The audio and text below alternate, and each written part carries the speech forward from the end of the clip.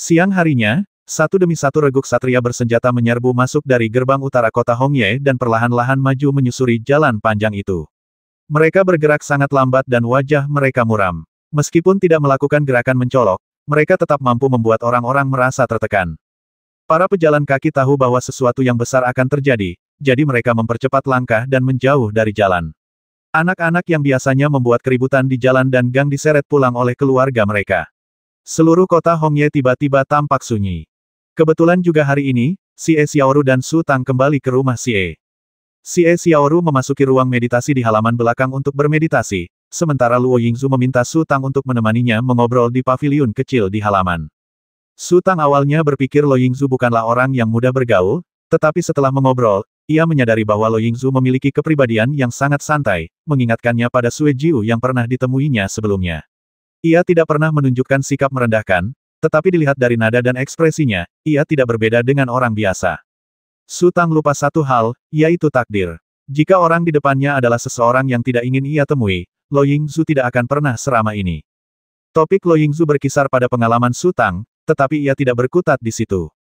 Ketika ia menemukan sesuatu yang tidak ingin dibicarakan Su Tang, ia akan mengabaikannya begitu saja. Misalnya, ketika Su Tang pertama kali masuk Yun Suais, ia masih seorang pendekar cilik, tetapi ketika ia meninggalkan Yun Suais, ia telah menjadi pendekar Il. Luo Yingzu sedikit penasaran dengan kecepatan perkembangan Su Tang selama ini, dan ketika Su Tang tampak ragu-ragu, ia tersenyum tipis dan mengalihkan pembicaraan. Tiba-tiba, suara samar terdengar dari aula tengah. Suara itu semakin keras, dan bahkan terdengar seseorang berteriak dan mengumpat. Luo Yingzu mengerutkan kening dan berkata, "Su Tang, kau tetap di sini untuk melindungi Ru'er. Aku akan pergi ke depan untuk melihat." "Ya," jawab Su Tang, lalu mendesah dalam hati. Apakah keluarga Hu benar-benar datang? Sekarang, Wen Xiang seharusnya sudah berangkat ke kota Beifeng. Sekeras apapun situasi sebelumnya, Su Tang selalu duduk dengan tenang di aula. Dengan Luo Yingzu di sana, ia bisa menyelesaikan masalah. Jika Luo Yingzu saja tidak bisa menyelesaikannya, tak ada gunanya ia pergi ke sana. Setelah lebih dari 1 jam, Xie Xiaoru akhirnya keluar dari meditasinya dan keluar dengan semangat tinggi. Melihat Su Tang sendirian di sana, ia bertanya dengan heran, "Di mana guruku?" Pada saat itu, tiba-tiba terdengar suara ledakan keras di aula tengah, dan embusan angin bertiup kencang, menyebabkan pepohonan di sekitar paviliun bergetar. "Apa yang terjadi sebelumnya?" Xie Xiaoru bertanya dengan heran. "Aku tidak tahu," kata Su Tang, "leluhur agung memintaku untuk mengawasimu di sini." "Ayo pergi." Xie Xiaoru melangkah menuju aula tengah, dan Su Tang tidak punya pilihan selain mengikutinya dari belakang. Tepat ketika mereka berdua mendekati aula tengah, mereka tiba-tiba mendengar tawa yang memekakkan telinga. "Adik perempuanku bilang meskipun aku belum bisa membentuk leluhur, aku tidak akan mudah dirugikan saat melawan leluhur agung. Kupikir dia hanya bercanda, tapi sekarang aku mengerti bahwa leluhur agung, tidak lebih dari itu." Hahaha. Si Xiaoru tak kuasa menahan diri untuk menunjukkan ekspresi ngeri.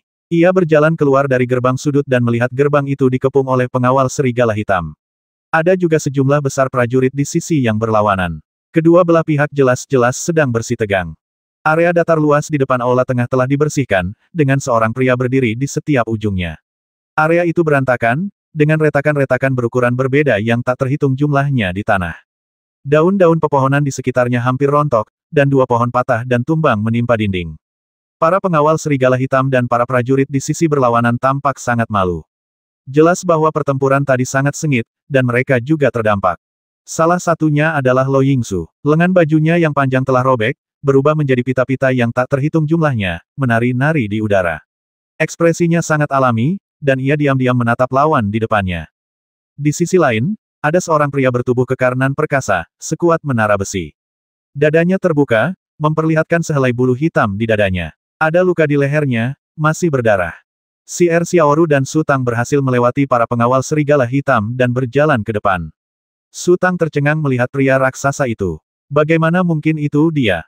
"Gadis, belati tersembunyimu memang kuat, tapi kali ini, aku punya cara untuk mengatasinya." Raksasa itu menyeka rambutnya dengan tangannya dan tertawa, "Ayo, ayo lagi." Luo Yingzu tidak berkata apa-apa, masih menatap orang itu dengan tenang. Selama bertahun-tahun, ia telah menang dan kalah, maju dan mundur, dan telah lama mengembangkan tekad kuat yang mampu tetap tenang bahkan ketika menghadapi gunung yang runtuh. Mustahil baginya untuk marah hanya karena beberapa patah kata. "Utusan suci, tunggu sebentar." Saat kata-kata itu terucap, seorang lelaki tua dari keluarga Hu keluar. Ia berkata perlahan, Grandmaster Loying tidak tahu keseluruhan cerita, juga tidak tahu identitas utusan suci, jadi ia terpaksa bicara. Bagaimana kalau kita semua menjelaskan ini dulu? Diam, teriak raksasa itu. Keluar dari sini. Utusan suci, kau benar-benar telah merusak keharmonisan antara sekte suci dan altar Dewa Ibel. Tahta suci akan menyalahkanmu, kata lelaki tua itu sambil tersenyum. Raksasa itu tampak ragu-ragu, dan jelas ia tak berani membuat marah tahta suci. Lalu ia mundur selangkah tanpa daya. Leluhur Agung Loying. Pria tua itu mengalihkan pandangannya kepada leluhur Loying. Perkenalkan, ini Niu Zhenhai, utusan tahta suci Helan. Hehe, ini hanya sekadar kenalan. Leluhur Loying tertegun, wajahnya sedikit berubah. Kau masih belum tahu apa yang telah dilakukan keluarga Xie, lanjut pria tua itu. Aku meminta San Langku untuk datang ke kota Hongye untuk membahas beberapa hal. Siapa sangka kalau Xie Yuran tua punya niat jahat seperti itu. Berhenti memfitnahku. Teriak Sike. Kau bilang keluarga Sikeku membasmi Hu Sanlang, tapi apa buktinya? Apa keluarga Sikeku melakukan sesuatu untuk membasminya di pinggiran kota Hongye? Baiklah, kita tidak usah bahas ini dulu. Pria tua itu berkata dengan dingin, aku datang ke sini kali ini untuk mencari keadilan di satu sisi, dan untuk membawa Nona Si pergi di sisi lain. Dia anggota keluarga Huku. Kau tidak bisa mengendalikannya. Kita harus memberinya beberapa aturan. Si Yuran, ini, kau tidak bisa mengingkari janjimu, kan? Kita punya kontrak pernikahan sebagai buktinya. Wajah Lo Yingzu tiba-tiba berubah pucat, dan dia berteriak, Tuan Xie, apakah ini benar? Si Yuran sangat marah dan cemas. Ia tahu persis apa yang direncanakan pihak lain. Lo Yingzu adalah majikan si Xiaoru, dan ia berhak mengetahui hal-hal yang berkaitan dengan pernikahan. Namun, ia belum membicarakannya dengan Lo Yingzu dan langsung menandatangani kontrak pernikahan. Langkah ini kemungkinan akan membuat Lo Yingzu menjauh dan membuatnya tidak lagi peduli dengan keselamatan keluarga Si. Namun, ia tahu betul hal itu. Kontrak pernikahan itu dibuat rangkap dua, dan salinan lainnya ada di tangan keluarga Hu. Ia tidak dapat menyangkalnya. Pertunangan apa? Aku tidak mengenalinya, teriak si Xiaoru. Sudah saatnya mengurus orang yang tidak patuh ini, lelaki tua itu mencibir. Bukan giliranmu untuk mengurusnya, kata Su Tang ringan. Sebelum lelaki tua itu sempat berkata apa-apa, raksasa itu tiba-tiba berseru, menatap Su Tang dengan mata terbelalak, lalu melangkah ke arahnya. Si Xiaoru merasakan hawa dingin di hatinya, lalu menghunus pisau Tianxia dengan punggung tangannya, menangkis serangan Su Tang. Su Tang menepuk bahu si Xiaoru, berjalan perlahan, dan berkata sambil tersenyum Kakak Niu, lama tidak bertemu. Ya ampun, seru raksasa itu, benarkah itu kamu? Kamu benar-benar berubah. Dalam hampir setahun, Su Tang telah tumbuh jauh lebih tinggi dari sebelumnya, dan fisiknya menjadi lebih kuat.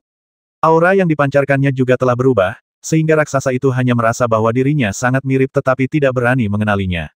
Kakak Niu, kenapa kau di sini? Bukankah kau ikut kami ke Pengshan? Tanya Su Tang. Tidak, Suster Xiaoke memintaku datang ke sini untuk melakukan sesuatu, kata raksasa itu. Sebelum aku pergi, Suster Xiaoke memintaku mengunjungimu di Kabupaten Changshan untuk melihat keadaanmu. Tapi ketika aku sampai di sana, aku melihat, kau benar-benar melarikan diri. Dan kau bahkan membakar gedung itu. Semua orang di keluarga Hu tercengang, bahkan leluhur Loying pun terkejut. Mereka semua tahu siapa adik kecil yang dibicarakan pria raksasa itu. Kenyataannya, pengalaman unik leluhur Loying telah lama memberinya ketenangan dalam menghadapi hidup dan mati, yang memungkinkannya menahan tekanan. Leluhur hebat lainnya tidak akan berani mengambil risiko menyinggung Helan Fei Qiong dengan terlibat dalam pertarungan melawan utusan suci, dan pasti sudah mundur sejak lama setelah tetua keluarga Hu turun tangan. Aku tidak punya pilihan, kata Su Tang sambil tersenyum kecut. Aku sudah menyebabkan banyak masalah, jadi aku hanya bisa melarikan diri. Masalah besar macam apa? Raksasa itu menekankan kata besar dengan nada meremehkan. Bagaimana dengan orang itu? Apa dia juga mengejarmu? Kakak Niu, apa yang kamu bicarakan adalah... Siapa nama naga itu? Aku lupa. Raksasa itu menggaruk kepalanya. Bendera naga. Su Tang mengerti bahwa Niu Zhenhai ini pasti memiliki urusan penting, jadi dia hanya bertanya-tanya di sekitar Kabupaten Changshan dan tidak tahu banyak hal. Ya, itu dia. Kamu tidak menyebut nama Nona Chai. Saudara Longqi dibasmi. Su Tang mendesah pelan. Ia tidak tahu nama guru agung saat itu. Longqi tahu, tapi mungkin ia tidak sempat menyebutkannya. Atau mungkin ia menyebutkannya, tapi Nyonya Hong, yang dibutakan oleh kebencian, tidak mempercayainya. Dia mati. Raksasa itu tertegun, lalu wajahnya memucat. Bagus, bagus, Bagus. Sepertinya mereka semua berpikir Nona Ke tak bisa mencapai Fengshan. Mereka bahkan berani membasmi seseorang yang Nona kesayangi. Bagus. Aku telah membalaskan dendam saudara Longqi, kata Su Tang lirih, yang juga merupakan penjelasan kepada Helan Fei Qiong. Raksasa itu kembali tercengang. Ia tahu bahwa Su Tang telah membakar paviliun Miao Dao dan melarikan diri tak lama setelah memasuki Kabupaten Changshan. Ia juga tahu kekuatan macam apa yang dimiliki Su Tang saat itu. Di Kabupaten Changshan, paviliun Miao Dao memiliki pengaruh yang cukup besar. Keberanian pihak lain untuk membasmi Longqi membuktikan bahwa mereka jauh lebih kuat daripada paviliun Miao Dao. Su Tang bertekad untuk membalas dendam, dan ia berhasil. Keberanian dan kemampuannya tak diragukan lagi merupakan yang terbaik. Raksasa itu tidak berkata apa-apa, tetapi mengulurkan tangan dan menepuk bahu Su Tang dengan keras. Jelas, ia sangat mengagumi Su Tang. Kakak Niu, ada kabar dari Paman Jiu? Tanya Su Tang, kudengar dia terluka parah. Wajah anggota keluarga Hu berubah sangat muram. Mereka mendengar bahwa Su Tang memiliki hubungan yang sangat dekat dengan pihak itu. Lo Yingzu kembali menatap Su Tang dengan saksama. Sue Jiu tidak hanya menjadi terkenal sejak dini dan berkuasa, tetapi juga memiliki senioritas yang sangat tinggi. Bahkan Lo Yingzu harus memanggil Sue Jiu senior ketika bertemu dengannya. Aku juga tidak tahu. Seharusnya tidak apa-apa. Rubah tua itu tidak pandai bertarung, tapi dia punya cara untuk menyelamatkan hidupnya. Kata raksasa itu, ingat untuk bertanya padanya. Ya, nasihatnya saat itu memang bermanfaat. Ngomong-ngomong, apa yang kau lakukan di sini? Mereka ingin mencuri istriku, jadi aku tidak punya pilihan selain tinggal di sini, kata Su Tang sambil tersenyum. Yang mana istrimu? Su Tang minggir dan membiarkan si Xiaoru keluar. Raksasa itu mengamati si Xiaoru dari atas ke bawah dan berkata sambil tersenyum, gadis kecil itu cantik sekali. Si Xiaoru tampak sangat gembira. Jika orang lain memujinya, ia tak akan pernah kehilangan ketenangannya seperti ini. Di hadapannya berdiri utusan suci. Melihatnya, ia merasa seolah-olah sedang menyaksikan kemunculan tiba-tiba Helan Kongxiang yang tak terkalahkan, atau Helan Fei Qiong yang menjulang tinggi dan tak terhentikan. Mereka berdua adalah idolanya, sehingga hatinya dipenuhi gejolak, tak mampu mengendalikan diri. Kau baru saja bilang ada yang ingin mencuri istrimu. Pria raksasa itu berpikir lagi, siapa? Jangan khawatir, Tang-Tang kecil, adikmu Niu akan mengurusnya untukmu. Su Tang kehilangan kata-kata, ekspresinya agak linglung, seolah-olah ia tiba-tiba kembali ke setahun yang lalu. Karena nama Su Tang terdengar mirip dengan Su Tang, Helan Agung selalu memanggilnya Xiao Tang-Tang, dan akhirnya Sue Jiu dan yang lainnya juga memanggilnya seperti itu. Wajah lelaki tua bermarga Hu itu berkerut, seolah-olah ia telah diinjak. Puluhan master keluarga Hu di tepi lapangan terdiam. Mereka mengira mereka memiliki sekutu yang kuat, tetapi dalam sekejap mata, pihak lain telah menjadi akrab dengan pihak lain, meninggalkan mereka terlantar.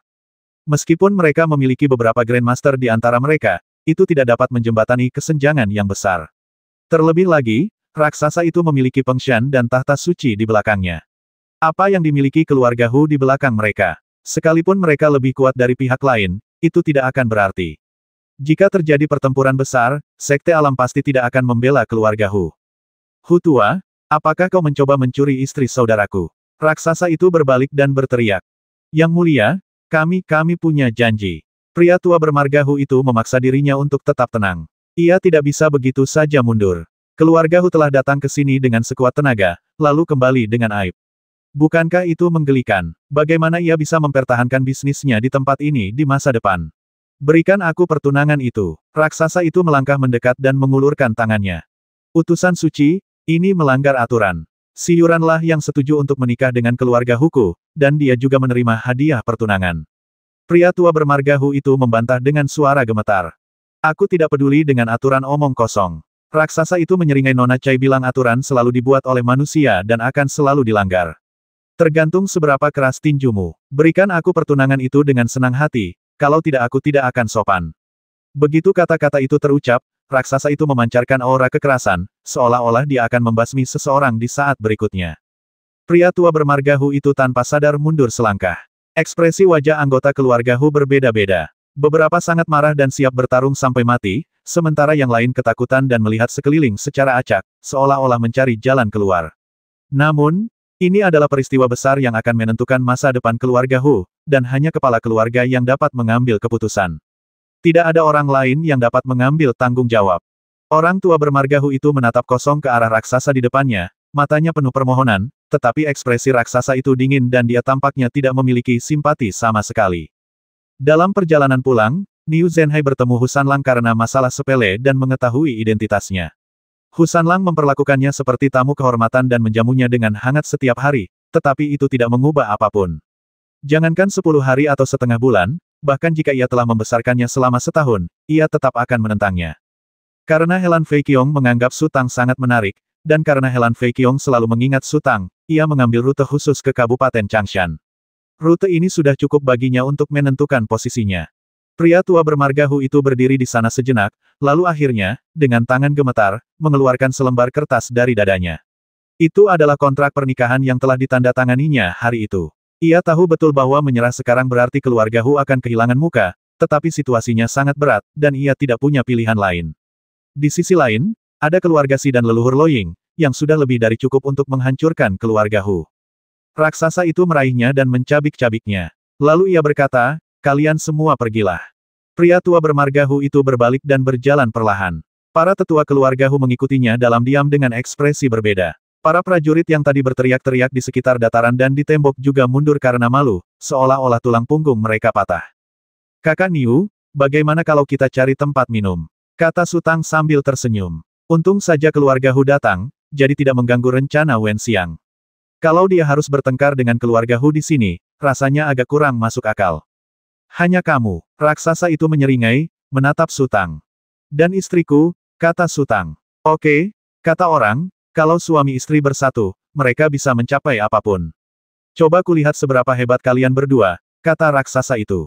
Su Tang mengalihkan pandangannya ke Lo Yingzu leluhur agung, Anda. Jangan bawa gadis kecil itu, kata raksasa itu buru-buru. Dia sangat sombong dan mungkin tidak akan memandang rendah orang kasar sepertiku.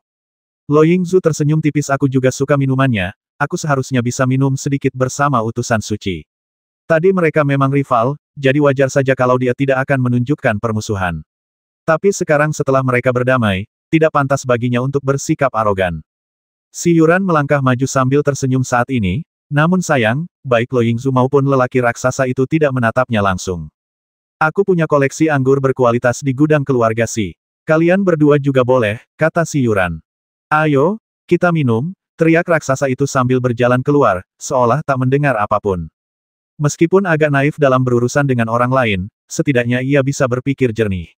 Dari mana keluarga Hu mendapatkan kontrak pernikahan itu? Pasti keluarga Si memandang rendah Xiao Tangtang dan ingin menikahkan istri Xiao Tangtang dengan keluarga Hu. Bukankah ini seperti memisahkan pasangan secara paksa? Sungguh menjijikkan. Yah, aku banyak membantu Xiao Tangtang kali ini. Aku akan kembali dan melapor ke tahta suci. Tahta suci harus memberiku hadiah. Minum itu indah. Tak hanya tergantung anggurnya, tapi juga orangnya, kata Lo Yingzu ringan, lalu beranjak pergi. Kata-kata Lo Yingzu bagaikan tamparan di wajah, membuat wajah si Yuran memerah. Si Xiaoru merasa sedikit enggan, dan melihat Su Tang juga pergi, ia pun terpaksa mengikutinya dari belakang. Targetnya tentu saja menara Zuyue. Setelah memasuki gedung, Lo Yingzu bertukar sapa sopan di depan ruang pribadi dan minggir.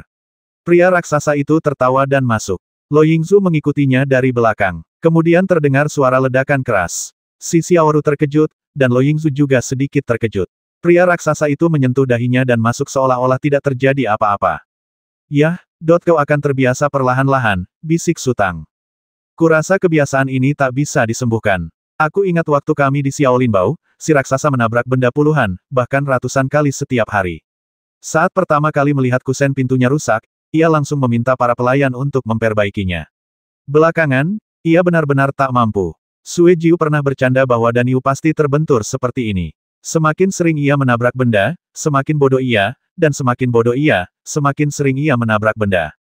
Niu Zhenhai memang bisa minum banyak, tetapi toleransi alkohol si Xiaoru juga lumayan. Su Tang dan Lo Yingzu sesekali membujuknya untuk minum beberapa gelas. Alhasil, Niu Zhenhai akhirnya mabuk. Praktisi hebat yang telah mencapai tingkat tertentu biasanya sangat berhati-hati. Niu Zhenhai tidak berani bersikap sekeras kepala itu di keluarga Hu. Hati manusia selalu tersembunyi, siapa yang tahu apa yang mereka pikirkan. Apa yang akan mereka lakukan. Terlebih lagi, semakin kecil keluarganya, semakin besar kemungkinan mereka mengambil risiko demi keuntungan sementara. Oleh karena itu, meskipun Niu Zhenhai hidup nyaman di keluarga Hu, ia tetap agak waspada. Tidak ada masalah saat ini. Su Tang adalah salah satu dari kita, dan Lo Yingdazu adalah majikan dari istri Su Tang, jadi kita bisa melepaskannya. Malam harinya, Niu Zhenhai tak kuasa menahan diri dan berteriak bahwa ia sangat mengantuk dan ingin istirahat. Su Tang meminta pelayan Zhu Yulu untuk membersihkan kamar tamu di ujung koridor yang lain. Ketika pelayan mengantar Niu Zhenhai ke sana, Su Tang melihat ke kejauhan, berbalik, berjalan kembali, dan duduk di kursi, lalu terkekeh pelan, 3, 2.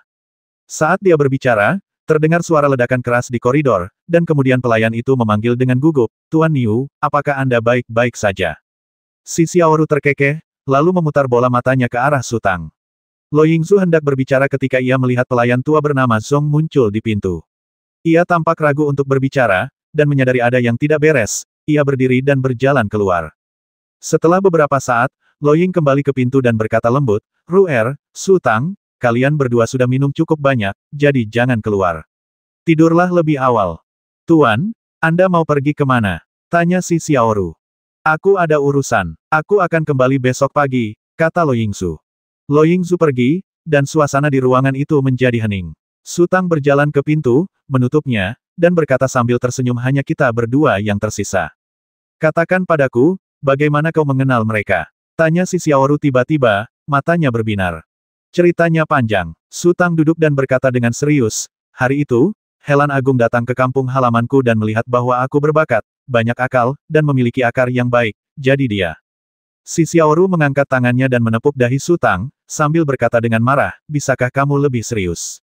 Su Tang menutupi dahinya dengan kedua tangannya, menunjukkan ekspresi kesakitan sakit. "Kau menyakitiku, aku merasa pusing. Mual, aku gegar otak." Su Tang terjatuh saat berbicara, dan kepalanya bersandar di bahu si Xiaoru. "Kau mau jadi orang menyebalkan." Si Xiaoru menegakkan tubuhnya dan menyipitkan mata ke arah Su Tang yang sedang bersandar di bahunya. "Apa maksudmu gegar otak?" "Hanya saja, dia terluka parah, hampir sekarat." Su Tang semakin mendekat. "Cepat bangun. Percaya atau tidak, aku akan melemparmu keluar jendela," ancam si Xiaoru. "Aku benar-benar tidak tahan lagi."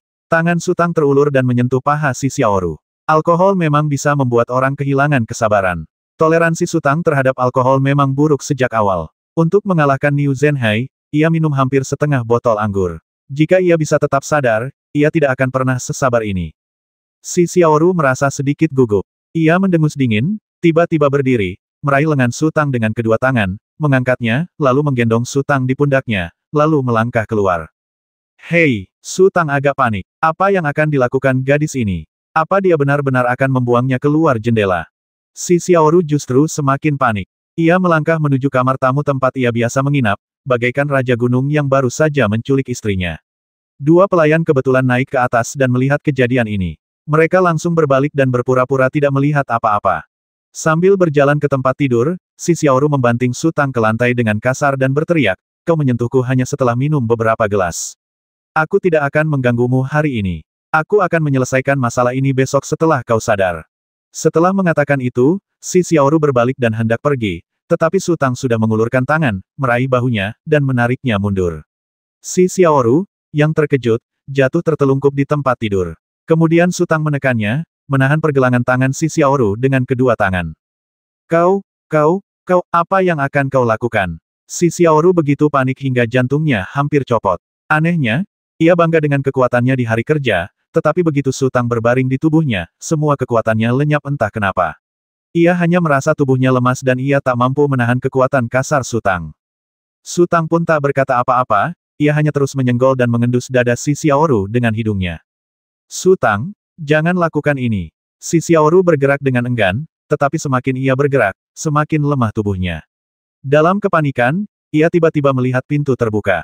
Mata si Xiaoru berputar, dan sebuah rencana muncul di benaknya. Ia berkata dengan suara lembut dan penuh kasih sayang, "Pintunya terbuka. Su Tang, bisakah kau menutupnya dulu?" Demi lolos dari mulut harimau, si Xiaoru benar-benar mengerahkan segenap tenaganya.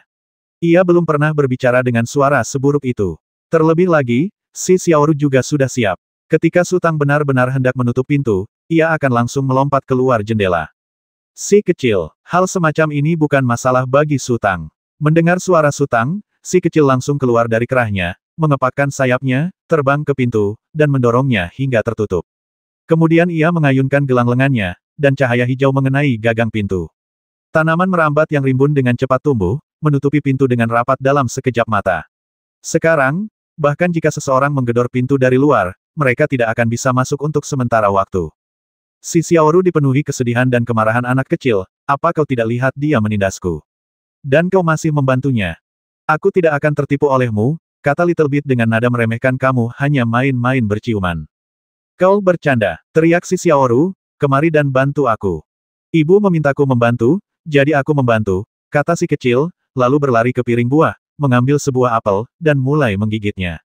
Si Xiaoru putus asa. Jika Xiao Butian ingin membantu, ia hanya akan membantu Su Tang mengendalikannya.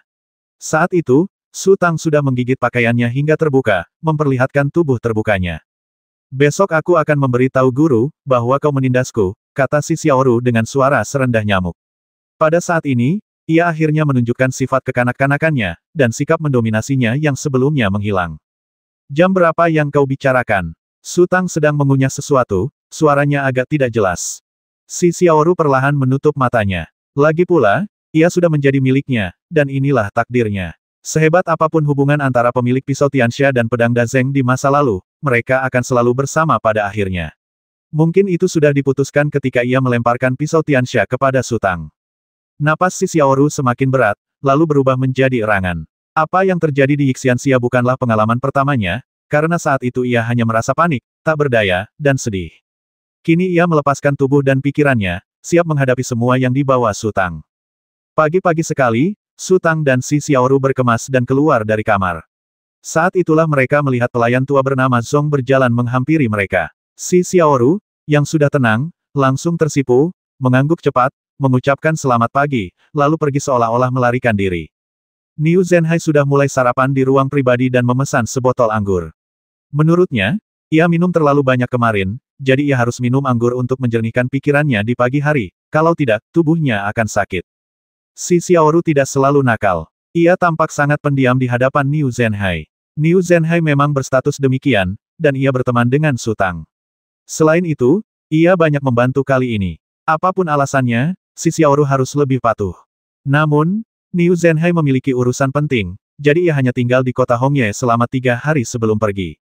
Sebelum pergi, ia secara khusus memanggil Su Tang dan menjelaskan beberapa hal kepadanya. Pada hari keempat, berita datang dari kota Beifeng bahwa keluarga Hu tiba-tiba diserang oleh orang misterius. Rumah leluhur berusia seabad yang dibangun di atas gunung dan menutupi sebagian besar lereng bukit dibakar habis, rumah harta karun dijarah, dan kekayaan yang terkumpul selama bertahun-tahun dibakar atau dijarah. Yang membuat keluarga Hu semakin gila adalah kelompok misterius itu telah menanam racun aneh di pegunungan.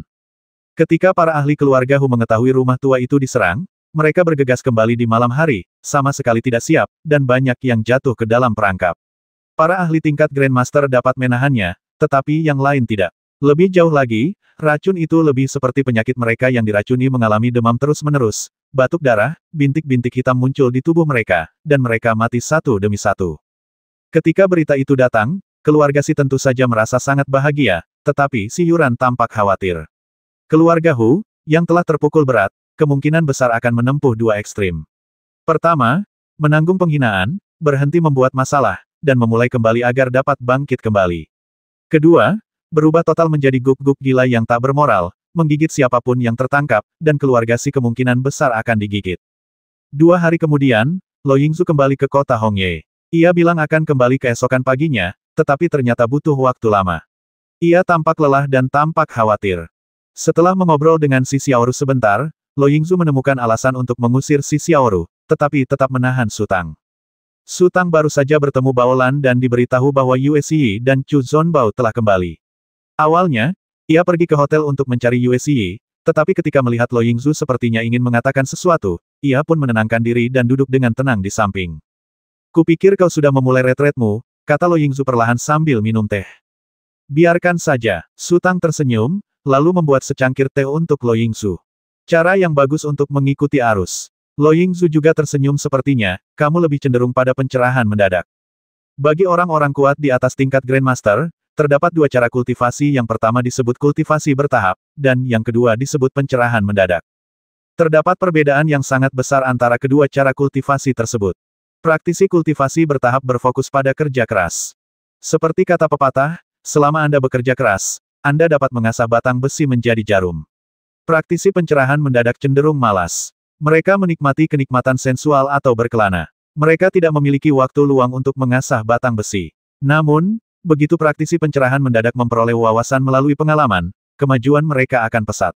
Setelah mencapai batas, mereka akan melambat dan kemudian kembali ke cara lama mereka. Tidak ada cara untuk menilai metode latihan mana yang lebih ampuh. Praktisi kultivasi bertahap bagaikan gunung, kokoh, stabil, dan kokoh, melangkah selangkah demi selangkah. Praktisi pencerahan mendadak bagaikan laut, tak menentu, terkadang menimbulkan gelombang besar, dan terkadang menjadi tenang.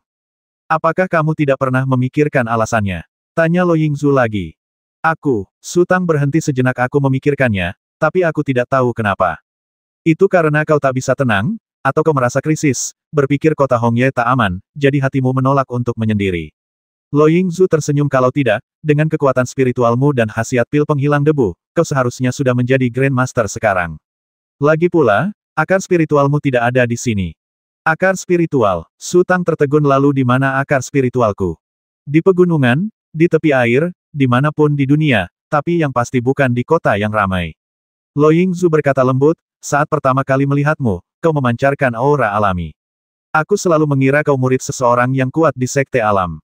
Su Tang sedikit terkejut. Si kecil itu menyembunyikan auranya, tapi auranya masih bisa dirasakan.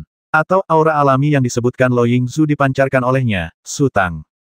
Leluhur agung, apa arti akar spiritual? Tanya Su Tang. Begini saja akar elang ada di langit. Hanya dengan terbang tinggi ia dapat mengeluarkan potensi penuhnya. Akar ikan ada di air. Hanya dengan berenang di dalamnya ia dapat tampak lincah dan bebas. Lo Yingzu tersenyum dan berkata, coba pikirkan lagi. Bagaimana jika kamu melempar elang ke air dan menaruh ikan tinggi di langit? Apa yang akan terjadi? Saya mengerti, kata Su Tang dengan hormat, terima kasih atas bimbinganmu, leluhur agung. Setelah mendengar ini, ia akhirnya samar-samar mengerti bahwa alasan ia tidak bisa menerobos bukanlah dirinya sendiri, melainkan lingkungan sekitarnya. Di kota Hongye, ia khawatir Wen Xiang akan disakiti oleh keluarga Hu dan khawatir akan balas dendam Sekte Guibel, sehingga ia tidak bisa mencurahkan seluruh jiwa dan raganya untuk berlatih. Lagi pula, kau dan Ru'er adalah anak muda yang memiliki hasrat ual yang sama, jadi wajar saja kalau kalian akan serakah akan kenikmatan ini, kata Lo Yingzu lagi. Wajah Su Tang memerah. Meskipun ia jauh lebih keras kepala daripada si Xiaoru, ia tetap tidak tahan diomongkan hal-hal seperti itu oleh seorang tetua. Hehe, Lo Yingzu tersenyum, lalu wajahnya menegang dan dia mendesah lagi pula, kota Hongye ini, tidak bagus. Apa maksudmu dengan leluhur agung? Tanya Su Tang buru-buru. Leluhur tersembunyi telah meninggalkan gunung. Leluhur Lo Ying berkata perlahan, terakhir kali, seorang guru dari sekte rahasia datang membantu keluarga Hu, tetapi terbasmi di dekat kota Beifeng. Kali ini, putri leluhur tersembunyi sendiri, Zhao Xiaoman, meninggal secara tragis saat berlatih. Dendam lama belum terbalaskan, dan dendam baru telah ditambahkan. Seluruh sekte Ziran sangat marah. Grandmaster, kalau begitu, kematian Zhao Xiaoman tidak ada hubungannya dengan kota Hongye, kan? Su Tang bertanya dengan curiga, aku ingat pernah memberitahumu bahwa jasad pengawal Laut Hijau belum ditemukan. Jenazahnya telah ditemukan, dan aku telah bertemu dengan leluhur tersembunyi. Leluhur Lo Ying terdiam sejenak, lalu mendesah, jika semua orang di dunia ini berakal sehat, bagaimana mungkin ada begitu banyak perselisihan? Percuma bicara kalau tidak ada kesepakatan. Jadi, aku pulang lebih awal. Leluhur agung, apa yang dikatakan leluhur Yin? Tanya Su Tang. Ia bisa merasakan kemarahan leluhur Lo Ying yang amat besar. Apa katanya? Luo Yingzu mencibir dan berkata, dia bilang kenapa putrinya meninggal tapi Ru'er selamat. Kalau mereka memang harus mati, mereka harus mati bersama. Bukankah ini omong kosong? Kata Su Tang dengan marah, orang-orang sekte Guibloh yang membasmi putrinya. Kenapa dia mengincar Xiaoru? Apa dia tidak punya nyali untuk membalas dendam pada orang-orang sekte Guibel? Leluhur Yin selalu pendendam dan keras kepala, dan sekarang dia kehilangan putri satu-satunya. Leluhur Lo Ying terdiam sejenak, lalu perlahan berkata, aku khawatir dia akan melakukan sesuatu yang kejam. Leluhur agung, apakah kau mengatakan bahwa dia akan menyakiti kota Hongye? Itu belum terjadi, jadi belum ada yang bisa memastikannya, kata Patriark Lo Ying. Nanzu dari Sekte Suci Pengshan juga telah tiba. Dia dari keluarga Yuan. Keluarga Yuan juga telah mengirim murid inti mereka ke sini untuk berlatih. Kurasa nama mereka Yuan. Benar, Yuan Ai. Lo Yingzu mengangguk. Nanzu awalnya berduka atas kematian Yuan Ai, tapi siapa sangka Yingzu akan bicara omong kosong di hadapannya. Putrinya sudah meninggal, jadi dia berharap semua orang di dunia dikuburkan bersama putrinya. Su Tang tercengang. Bagaimana mungkin ada orang seperti itu di dunia ini? Si Xiaoru memang sudah cukup nakal di masa lalu, tetapi dibandingkan dengan leluhur tersembunyi itu, dia tidak ada apa-apanya. Aku orang yang sangat santai, dan aku tidak tahan dengan leluhur tersembunyi itu, kata leluhur Loying sambil tersenyum kecut, tapi leluhur Nan juga orang yang pantang menyerah. Mereka hampir berkelahi di tempat dan membuat lelucon besar. Jika orang-orang dari Sekte Guibel tahu, mereka pasti akan tertawa. Su Tang tidak tahu harus berkata apa. Ia berpikir bahwa setelah mengungkap konspirasi Sekte Guibel, dengan mengandalkan kekuatan 3 gerbang surgawi utama, Sekte Guibel akan dikalahkan. Setidaknya, Sekte Guibel tidak akan pernah datang untuk membalas dendam atau merebut kembali harta karun itu. Sekarang tampaknya tidak semudah itu. Leluhur tersembunyi adalah kuncinya. Leluhur Loying berkata, Sekte Guibel telah mengincarnya. Di satu sisi, mereka memiliki pemahaman yang mendalam tentangnya, dan di sisi lain, mereka tampaknya telah memahami kelemahannya, bahkan titik-titik vitalnya. Dengan kata lain, Sekte Guibel yakin mereka dapat membasmi leluhur tersembunyi, dan kemudian Sekte Alam akan benar-benar murka. Grandmaster, bukankah Anda sudah mengingatkannya? Mengingat temperamennya, apakah peringatanku akan berguna? Mungkin Sekte Guibel sedang mengintai di dekatnya, dan peringatanku hanya akan membuat mereka waspada. Lo Yingzu menggelengkan kepalanya. Sudahlah, masalah ini di luar kendaliku. Dunia ini, sepertinya sedang menuju kekacauan. Dengan semua kekacauan ini, siapa yang tahu berapa banyak yang akan mencapai pencerahan dan berapa banyak yang akan binasa. Su Tang menghela napas. Rencana Sekte Guibel sungguh kejam. Wen Xiang telah memahami karakter keluarga Hu dan berasumsi mereka tidak akan melewatkan kesempatan, sehingga memanfaatkan kesempatan itu untuk menghancurkan fondasi keluarga Hu. Sekte Guibel pun demikian. Mereka telah menguasai temperamen leluhur tersembunyi dan mengantisipasi kegilaan serta tipu dayanya. Terlebih lagi, Lo Yingzu telah mengungkapkan bahwa jika konflik benar-benar pecah, pasti akan memengaruhi jajaran atas 3 Tianmen utama. Tidak ada yang bisa memprediksi perubahan di masa depan. Bahkan Lo Yingzu pun tak berdaya, apalagi dirinya, Su Tang. Su Tang, aku akan membawa Ru'er ke altar Dewa Ibel untuk menghindari pusaran ini. Luo Yingzu berkata lembut, bagaimana denganmu? Mau ikut dengan kami atau? Aku tidak akan pergi. Karena leluhur agung berkata akar spiritualku ada di antara gunung dan sungai, maka aku akan lebih banyak berjalan-jalan. Su Tang berkata, lagi pula, status Xiaoru agak istimewa. Dia sudah dicemburui oleh para murid altar Dewa Ibel. Jika aku mengikutinya dan makan, minum, serta menggunakan barang-barangmu, itu tidak akan baik untuknya. Kamu, Lo Yingzu menggelengkan kepala dan berkata sambil tersenyum namun, sebagai seorang pria, kamu seharusnya sedikit bangga. Terserah kamu. Su Tang juga tersenyum, tetapi hatinya agak berat. Lo Yingzu ingin membawa si Xiaoru pergi, dan dia pasti sudah merasakan kekacauan yang akan datang. Bagaimana dengannya? Apa yang harus dia lakukan? Pagi-pagi sekali, Lo Yingzu membawa si Xiaoru keluar dari menara Zuyue. Lo Yingzu tidak memberitahu si Xiaoru kemana mereka akan pergi. Ia hanya mengatakan bahwa ia akan mengajak si Xiaoru mengunjungi seorang teman. Si Xiaoru tidak tahu apa-apa dan masih memberikan banyak instruksi kepada Su Tang, meminta Su Tang untuk tidak membuat masalah dalam beberapa hari ke depan dan menunggunya kembali. Ini surat untuk Patriark Xi. Tolong berikan padanya. Lo Yingzu menyerahkan surat itu kepada Su Tang dan berbisik, seharusnya aku memberikannya langsung kepadanya, tetapi mengingat karakternya, dia tahu situasinya tidak baik, dan dia pasti akan menggunakan Ru'er untuk memaksaku melakukan sesuatu. Apakah dia akan mendengarkan? Su Tang mengambil surat itu. Bicara atau tidak, terserah aku, dan mendengarkan atau tidak, terserah dia. Lo Yingzu berkata, Su Tang, sudahkah kau memutuskan kemana kau akan pergi? Aku ingin pergi ke Yunsuais, tapi Su Tang ragu-ragu. Meskipun Yunsuais besar, kota itu masih dekat dengan kota Hongye. Karena ia sedang menghindari bencana, ia harus lari menjauh. Ayo pergi ke Peach Blossom Spring, kata Lo Yingzu. Aku berteman dengan keluarga Wan di sana. Kalau ada kesulitan, kau bisa langsung menemui kepala keluarga Wan. Setelah itu, Lo Yingzu menyerahkan sebuah liontin giok kepada Su Tang. Terima kasih, leluhur agung, kata Su Tang. Mencapai altar Dewa Ibel, Ru'er memiliki semua yang dibutuhkannya, di waktu yang tepat, tempat yang tepat, dan orang yang tepat. Dia pasti akan membuat kemajuan pesat. Lo Yingzu tersenyum dan berkata, kamu juga harus bekerja keras dan jangan sampai tertinggal jauh darinya. Ya, jawab Su Tang. Su Tang diam-diam memperhatikan Lo Yingzu dan si Xiaoru memasuki kereta, lalu melihat kereta itu pergi, lalu perlahan berbalik. Pada saat ini, Baolan dan Yue Xi keluar dari restoran terdekat dan menyapa Su Tang. Melihat tidak ada seorang pun di sekitar, Baolan dan Yue Xi berbisik, salam, guru. Apakah kalian semua siap? Tanya Su Tang. Siap, kata Baolan. Ayo kita cari wewangian, kata Su Tang. Terakhir kali ia dan Mo Xiaobai datang mencari Wen Xiang, Su Tang sangat berhati-hati, khawatir seseorang akan melihat mereka secara tidak sengaja dan menyebabkan masalah bagi Wen Xiang. Namun kali ini ia tidak ragu. Setelah menerima peringatan dari Su Tang, Wen Xiang segera memutuskan untuk mengevakuasi kota Hongye bersama orang-orang dari kuil Zushen. Memasuki Xian Xinsai, Mo Xiaobai sedang duduk di konter menulis sesuatu. Melihat Su Tang masuk, ia buru-buru berdiri dan berkata, "Tuan Su. Apakah Wen Xiang ada di sini?" Tanya Su Tang. "Pendeta kepala ada di dalam," kata Mo Xiaobai. Beberapa pelayan menatap Mo Xiaobai, lalu mengalihkan pandangan mereka. Hanya Mo Xiaobai yang terus memanggil Wen Xiang pendeta agung. Mungkin ia mencoba memamerkan kedekatannya dengan Wen Xiang. Semua orang di kuil Zushen memanggil Wen Xiang yang mulia. Saat itu, Tuan Wen Tian adalah kepala sebuah balai, dan Wen Xiang memenuhi syarat untuk mewarisi status terhormat leluhurnya. Namun, kekuatannya jauh lebih rendah daripada Tuan Wen Tian. Dan balai Zushen telah lama kehilangan fondasinya, dan bekas balai Sanbao telah berubah menjadi rerundewa.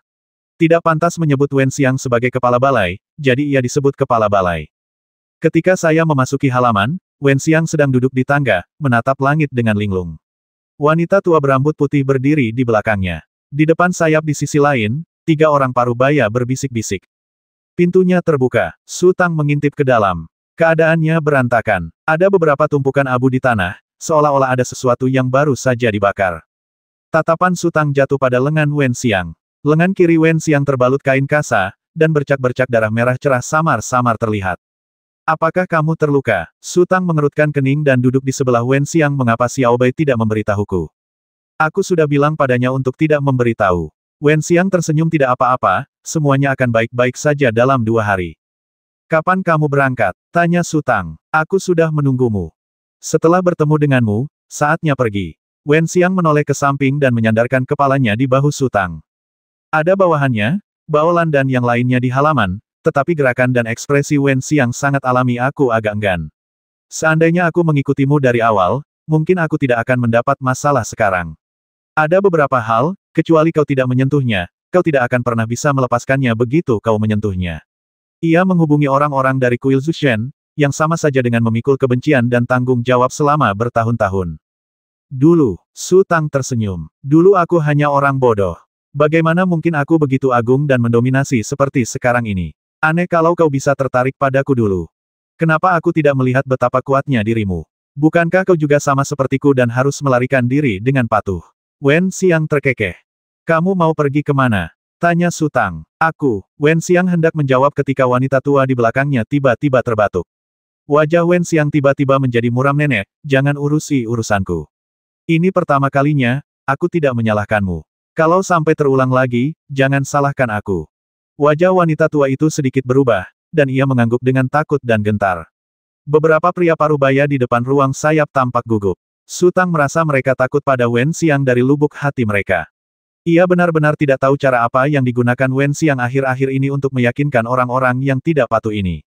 "Mau kemana?" tanya Wen Xiang, lalu tersenyum lagi. "Bagaimana kalau begini?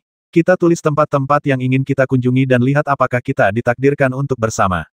"Baiklah," jawab Su Tang. Keduanya menulis di tanah dengan jari mereka. Wen Xiang menulis kota Feilu dan Su Tang menulis musim semi bunga persik. Wen Xiang tampak sangat gembira. "Su Tang, sepertinya kau takkan pernah bisa lepas dari genggamanku seumur hidupmu." Su Tang mengangkat bahu. "Dekat banget, ya, sebenarnya, aku bahkan nggak tahu di mana letak Peach Blossom Spring sekarang. Sekitar 3 hingga 500 mil. Wen Xiang berhenti sejenak dan tiba-tiba mengganti topik. "Su Tang, siapa yang lebih kamu rindukan saat sendirian? Aku atau si Xiaoru?" "Maksudmu, kakak laki-lakiku," kata Su Tang. "Dan kau masih memanggilku kakak?" Wen Xiang tersenyum seperti rubah kecil. 30 koin emas saja sudah cukup untuk membuat pemuda dari Menara Zui Yue putus asa. Dia bahkan mengaku mengintip bibiku mandi waktu kami masih kecil. Kira-kira dari siapa dia bisa menyembunyikan semua itu? Su Tang sedikit malu dan tidak tahu bagaimana menjawabnya. "Aku tidak menyalahkanmu." Wen Xiang memegang lengan Su Tang. "Aku tidak bisa terus berada di sisimu, dan aku tidak bisa menjamin bahwa aku bisa menemanimu seumur hidupmu. Kamu harus mencari seseorang untuk menjagamu." Su Tang masih diam saja. Pikiran Wen Xiang licik dan mudah berubah. Jika ia merasa telah lulus ujian dan bicara omong kosong, ia pasti tidak akan menyerah. Lebih baik berhati-hati dengan apa yang ia katakan saat ini. "Baiklah, Su Tang, Kalau kau butuh sesuatu nanti, kau bisa menemuiku di kota Feilu. Aku akan membuka kedai teh lagi di sana.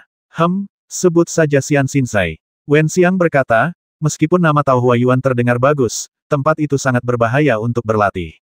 Hati-hati.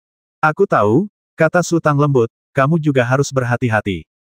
Wen Xiang berdiri, menepuk-nepuk debu yang berterbangan di belakangnya, lalu membungkuk, memegang wajah Su Tang, dan menciumnya dengan terang-terangan.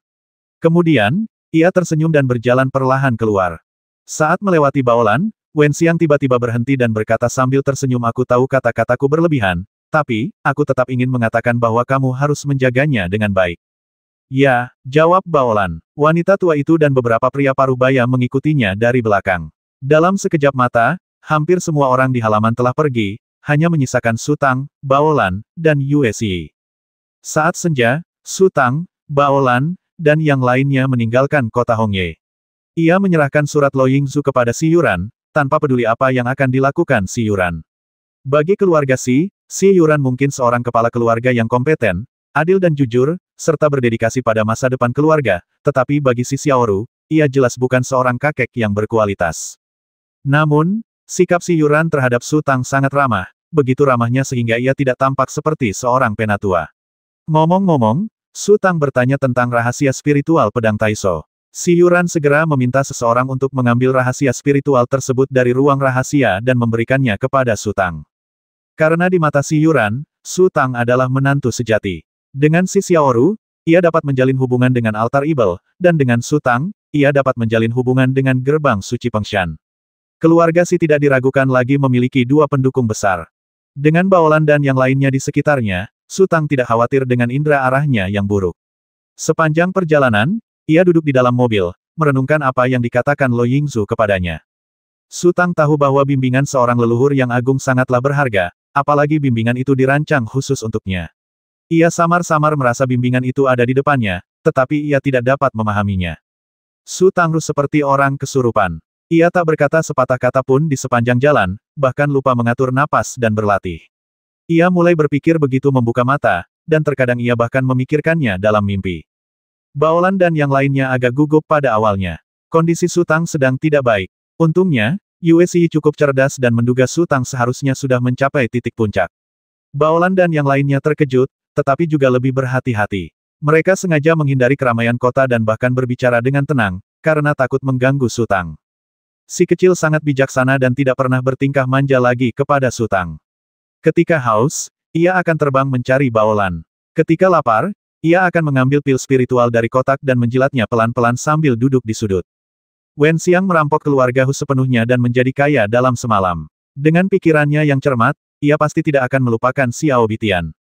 Di bagian belakang kereta, terdapat kotak-kotak berbagai ukuran, yang semuanya berisi berbagai macam ramuan. Baolan dan yang lainnya mendapatkan beberapa, dan Wen Xiang juga memberi Baolan dan yang lainnya banyak rahasia seni bela diri. Teknik bela diri memang luar biasa. Terkadang, teknik ini tak berarti, dan terkadang, teknik ini bisa menghasilkan efek yang luar biasa. Misalnya, seorang master yang mahir menggunakan dua pedang terbang akan menguasai seperangkat teknik spiritual untuk memperkuat kekuatan tempurnya. Ketika ia meninggal, pedang terbang dan teknik spiritual tersebut akan terpisah. Orang yang memperoleh pedang terbang hanya dapat menguasai seperangkat teknik spiritual lain sendiri, dan teknik spiritual aslinya akan menjadi tidak berguna. Tetapi apapun yang terjadi, semuanya merupakan kristalisasi kearifan dan pengalaman para pendahulu kita, dan semuanya selalu memiliki nilai rujukan. Setelah lebih dari 10 hari perjalanan, kami akhirnya tiba di mata air bunga persik. Musim panas telah berakhir, dan bunga persik yang membentang ribuan mil yang terkenal di dunia telah berguguran. Ketika kami tiba di hutan yang rimbun, kereta kuda tidak dapat bergerak maju, jadi kami terpaksa meninggalkannya dan berjalan kaki. Su Tang linglung sepanjang waktu. Ketika Baolan dan yang lainnya berjalan, ia mengikuti mereka. Ketika Baolan dan yang lainnya berhenti, ia duduk untuk beristirahat. Baolan dan yang lainnya meletakkan makanan yang mereka bawa di samping Su Tang. Ia tahu harus makan, tetapi perhatiannya jelas teralihkan. Jika Baolan dan yang lainnya mencampur beberapa batu ke dalam makanan, ia mungkin juga memasukkan batu itu ke mulutnya. Tentu saja, tidak ada yang berani mempermainkan Su Tang seperti itu. Setelah beberapa hari menjelajahi pegunungan, mereka berhenti di sebuah sungai di sore hari. Baolan pergi ke hutan untuk mencari binatang buas, Yue Xi dan Zhao Dalu mulai mendirikan kemah, sementara Chu Zonbao sedang menyisir bulu-bulu elang raksasa. Meskipun tidak seorang pun berani berbicara karena takut mengganggu Su Tang, semua orang tersenyum, terutama Zhao Dalu, yang sangat senang karena telah membuat pilihan yang bijaksana. Selama mereka mengikuti Su Tang, mereka tidak menghadapi bahaya apapun, dan manfaat yang mereka peroleh sangat jelas. Mereka bisa meminum semua jenis ramuan sesuka hati selama tubuh mereka mampu menahan efeknya. Ini adalah sesuatu yang bahkan tidak dapat mereka bayangkan sebelumnya. Su Tang berjalan menuju sungai dengan linglung, duduk di atas batu besar, melepas sepatu bot tempurnya, dan menceburkan kakinya ke dalam sungai. Saat itu, entah karena sensasi dinginnya air sungai, atau mungkin karena bermeditasi berhari-hari, mata Su Tang akhirnya berbinar. Ia menatap pegunungan dan hutan hijau dengan serius, mendengarkan kicauan burung dan serangga dengan saksama. Setelah sekian lama, ia tersenyum, perlahan berbaring di atas batu, dan tampak tertidur. Apa yang diperjuangkan para praktisi? Bukan kekuatan, melainkan pikiran yang bebas dan tak terkekang. Ia dulu hanya memikirkan apa yang bisa dicapai dan dilindungi dengan menjadi seorang master, tetapi lupa memahami kondisi mentalnya sendiri, membuat kesalahan fatal dengan melewatkan gambaran besar karena tidak melihat gambaran besar. Su Tang tertidur, dan yang pertama menyadari ada yang tidak beres adalah Little Bit. Ia terbang ke sana kemari dan bermain di hutan, tetapi tiba-tiba ia terbang kembali dengan cepat, terbang di atas Su Tang, menatap Su Tang dengan tenang, lalu mendarat di samping Su Tang dan menggulung tubuh kecilnya menjadi bola. Yue Xi dan Zhao Dalu telah mendirikan kemah dan hendak duduk beristirahat ketika mereka tiba-tiba merasakan energi spiritual yang kuat memancar keluar dengan Su Tang sebagai pusatnya, dengan cepat menyebar melalui pegunungan dan hutan. Terhanyut dalam energi spiritual yang terasa nyata, Yue Xi dan yang lainnya merasa rileks dan bahagia. Bahkan elang raksasa itu menyipitkan mata, merasa nyaman. Untungnya, elang itu dan Chu Zonbao selaras, kalau tidak, ia pasti akan mengeluarkan suara memekakkan telinga. Baolan, yang berjalan kembali dengan 2 ekor kelinci di punggungnya, juga merasakan sesuatu yang tidak biasa dan mempercepat langkahnya, bergerak cepat menembus hutan. Di tepi sungai, Yue Xi dan yang lainnya saling memandang dengan bingung. Awalnya, hutan ini biasa saja, tetapi telah mengalami perubahan besar yang tak terjelaskan.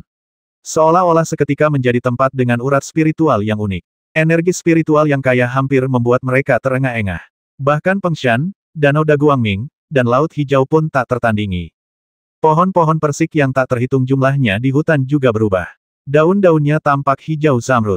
Perubahan terbesar terjadi pada buah persik liar. Tak seorang pun memetik buah persik liar ini. Ukurannya kecil dan rasanya sangat asam. Namun, berkat nutrisi energi spiritual, buah persik liar tumbuh dengan kecepatan yang terlihat oleh mata terbuka. Kulitnya menjadi putih dengan sedikit semburat merah, dan mengeluarkan aroma manis. Baolan, yang baru saja keluar dari hutan, tak kuasa menahan diri untuk memetik buah persik. Ia menggigitnya dengan ragu dan tertegun. Daging buah persik itu begitu harum dan lembut hingga lidahnya serasa meleleh. Terlebih lagi, energi spiritual yang terkandung di dalamnya bahkan lebih kuat daripada ramuan. Bagaimana mungkin ini buah persik liar? Buah persik itu adalah buah ajaib yang diimpikan oleh banyak praktisi. Melihat reaksi Baolan, Yue Xi dan yang lainnya bergegas menghampiri, memetik buah persik liar dari pohon, dan mencicipinya. Ekspresi mereka pun berubah sama seperti Baolan. Setelah ragu sejenak, mereka semua mulai menggigit buah persik itu dalam suapan besar. Mereka tampak sangat ganas saat memakannya, seolah-olah ingin menghancurkan inti buahnya. Yue Xi bereaksi paling cepat. Setelah ia memakan buah persik itu, semua orang mulai memakan buah persik kedua, tetapi ia berjalan ke tempat yang tidak jauh dari Su Tang dan mulai duduk bermeditasi untuk mengatur napasnya. Melihat tindakan Yue Xi, Baolan dan yang lainnya pun mengerti. Mereka merasa sangat bimbang. Buah aneh semacam ini sulit didapat, jadi wajar saja mereka harus mati-matian memakannya sampai tidak bisa dimakan lagi. Namun, di lingkungan dengan energi spiritual yang begitu kaya, mereka harus mulai berlatih. Kesempatan ini tidak boleh dilewatkan dan tidak akan pernah kembali. Yang mana yang harus saya pilih? Setelah beberapa saat, Baolan membuat keputusan. Buah persik itu sudah ada di sini, dan ia tidak bisa terbang. Tidak masalah apakah ia memakannya cepat atau lambat. Ia membuang inti buah persik itu dan berjalan cepat menuju Yue Xi.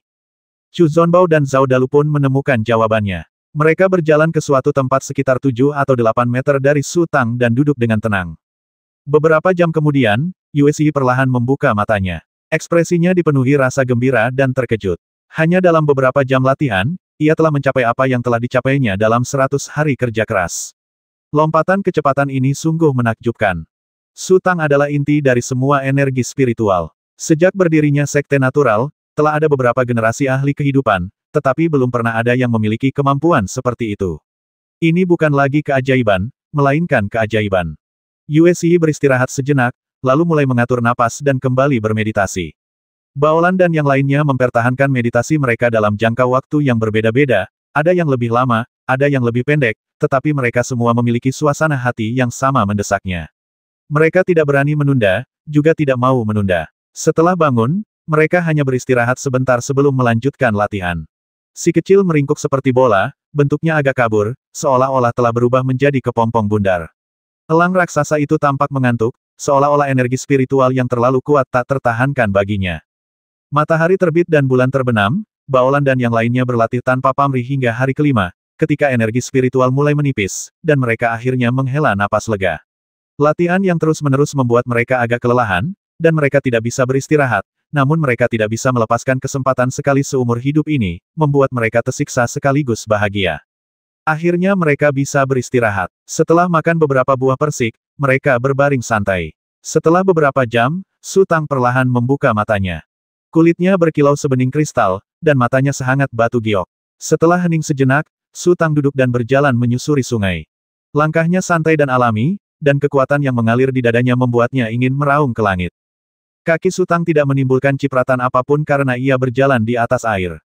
Ia melihat tangannya dan mendapati bahwa cincin itu telah disempurnakan dan ia telah mencapai tingkatan seorang master. Awalnya, hanya ada 3 lubang spiritual di otaknya, tetapi sekarang menjadi 7. Sayangnya, ia hanya memiliki 1 cincin untuk disempurnakan. Su Tang memutar pergelangan tangannya, dan sebilah pedang muncul di tangannya.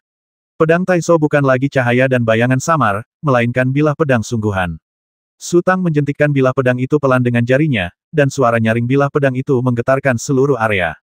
Baolan dan yang lainnya, yang baru saja tertidur sebentar, langsung terbangun. Mereka menggosok mata dan menatap kosong ke arah Su Tang yang berjalan di atas ombak. Elang raksasa itu tiba-tiba melebarkan sayapnya dan mengeluarkan suara lengkingan yang sangat keras, seolah menanggapi Su Tang. Si kecil juga keluar dari kepompong. Bentuknya tidak banyak berubah, masih sangat kecil, tetapi ketika mengepakkan sayapnya, cahaya keemasan berputar-putar. Kekuatannya menyatu dengan Su Tang, jadi tentu saja ia yang paling diuntungkan kali ini. Selamat kepada guru atas terobosannya, kata Baolan dan yang lainnya berlutut dengan 1 kaki di tanah dan berkata dengan hormat.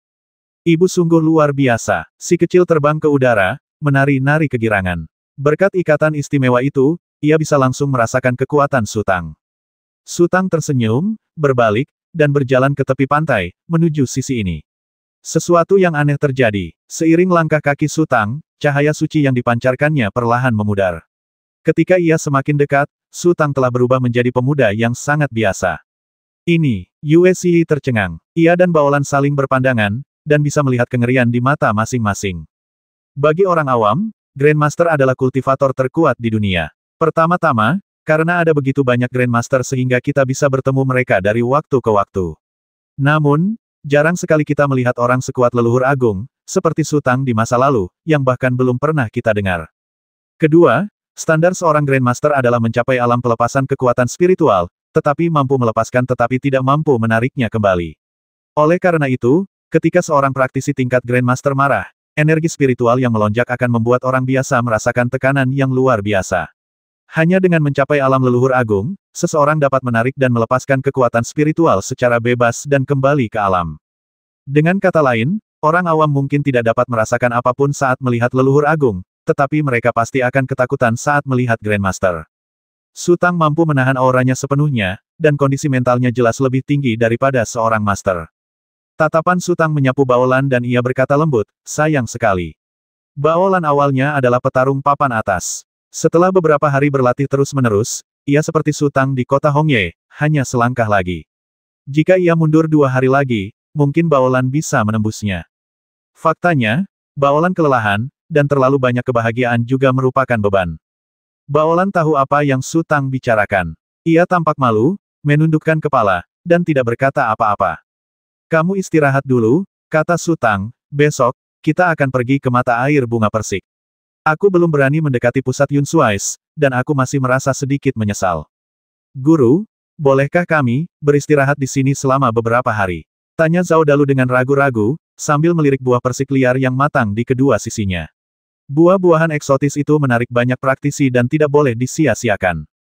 Oh, Su Tang mengerti baiklah, terserah kalian saja, aku tidak terburu-buru. Terima kasih, tuanku. Zhao Dalu berlutut lagi. Pada hari-hari berikutnya, Baolan dan yang lainnya makan buah persik liar begitu banyak hingga kaki mereka lemas. Untungnya, pohon persik yang tumbuh di pegunungan semuanya liar, dan tidak ada yang melakukan penyerbukan buatan, sehingga hasil buahnya tidak banyak. Banyak pohon hanya menghasilkan selusin buah persik.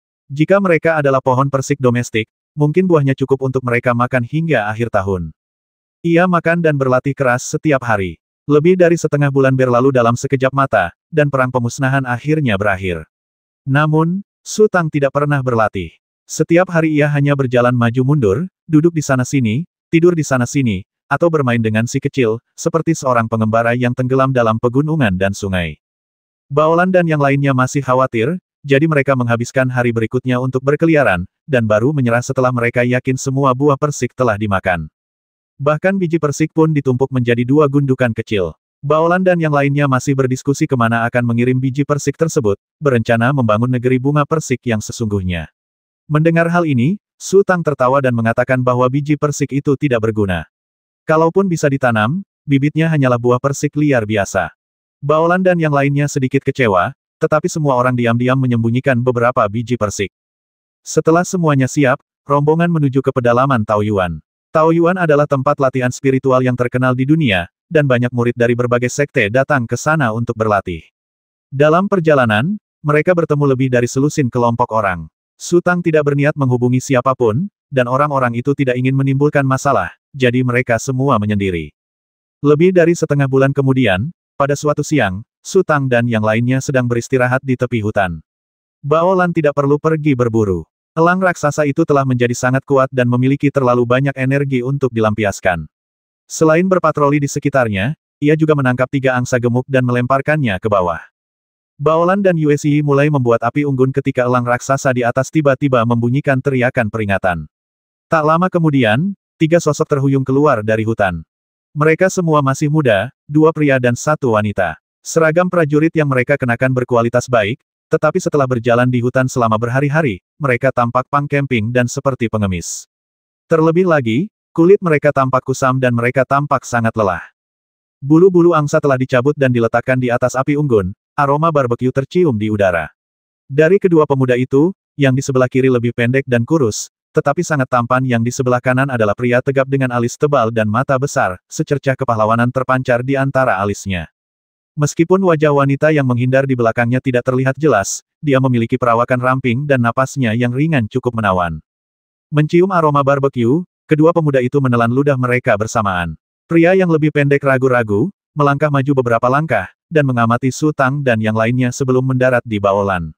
Ia tersenyum dan berkata, "Nona, kami mengalami masalah di Peach Blossom Spring. Kami semua terpisah, dan sebagian besar barang-barang kami hilang. Kami belum makan selama 2 hari. Bisakah Anda memberi kami sedikit?" Baolan melirik Su Tang yang masih bersandar di pohon dengan mata terpejam. Baolan agak berhati dingin dan benci diganggu, jadi ia menggelengkan kepalanya. Saat itu, pemuda tegap itu berkata, "Jangan khawatir, orang-orang yang mengejar kita sudah jauh tertinggal. Kita akan pergi setelah selesai makan dan tidak akan merepotkanmu." Su Tang terkekeh. Murid siapa ini? Kenapa dia kelihatan konyol sekali? Pemuda kekar itu tampak malu, dan teman-temannya menatapnya dengan tatapan mencela, seolah berkata, "Bisa-bisanya kau mengatakan hal seperti itu pada seseorang. Ia punya kesempatan untuk lolos, tapi kini kesempatan itu sirna." Pemuda tegap itu menggaruk kepalanya dan berkata, "Nona, saya dari keluarga Sue di Sangjing. Kami hanya butuh sedikit makanan. Jika Anda berkesempatan pergi ke Sangjing, saya pasti akan membalas budi Anda 1000 kali lipat." Baolan mengerutkan kening dan berkata, "Kalian pergi saja. Cepat, cepat," teriak Zhao Dalu dengan tidak sabar. Pemuda kekar itu mendesah, lalu berbalik dan berjalan ke arah lain. Kedua sahabatnya terpaksa mengikutinya. Hal seperti ini sudah biasa, dan tak seorang pun ingin mendapat masalah.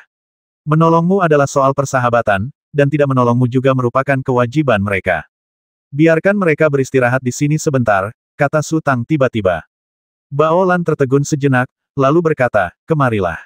Para pemuda itu kemudian menyadari bahwa Su Tang yang tampak biasa-biasa saja adalah orang yang bertanggung jawab, dan mereka berjalan menghampirinya sambil berulang kali mengucapkan terima kasih kepadanya. Para pemuda itu tampak sangat lapar. Ketika melihat Baolan setuju untuk menyerahkan seekor angsa, mereka buru-buru berterima kasih dan duduk. Dagingnya belum matang, jadi mereka harus menunggu.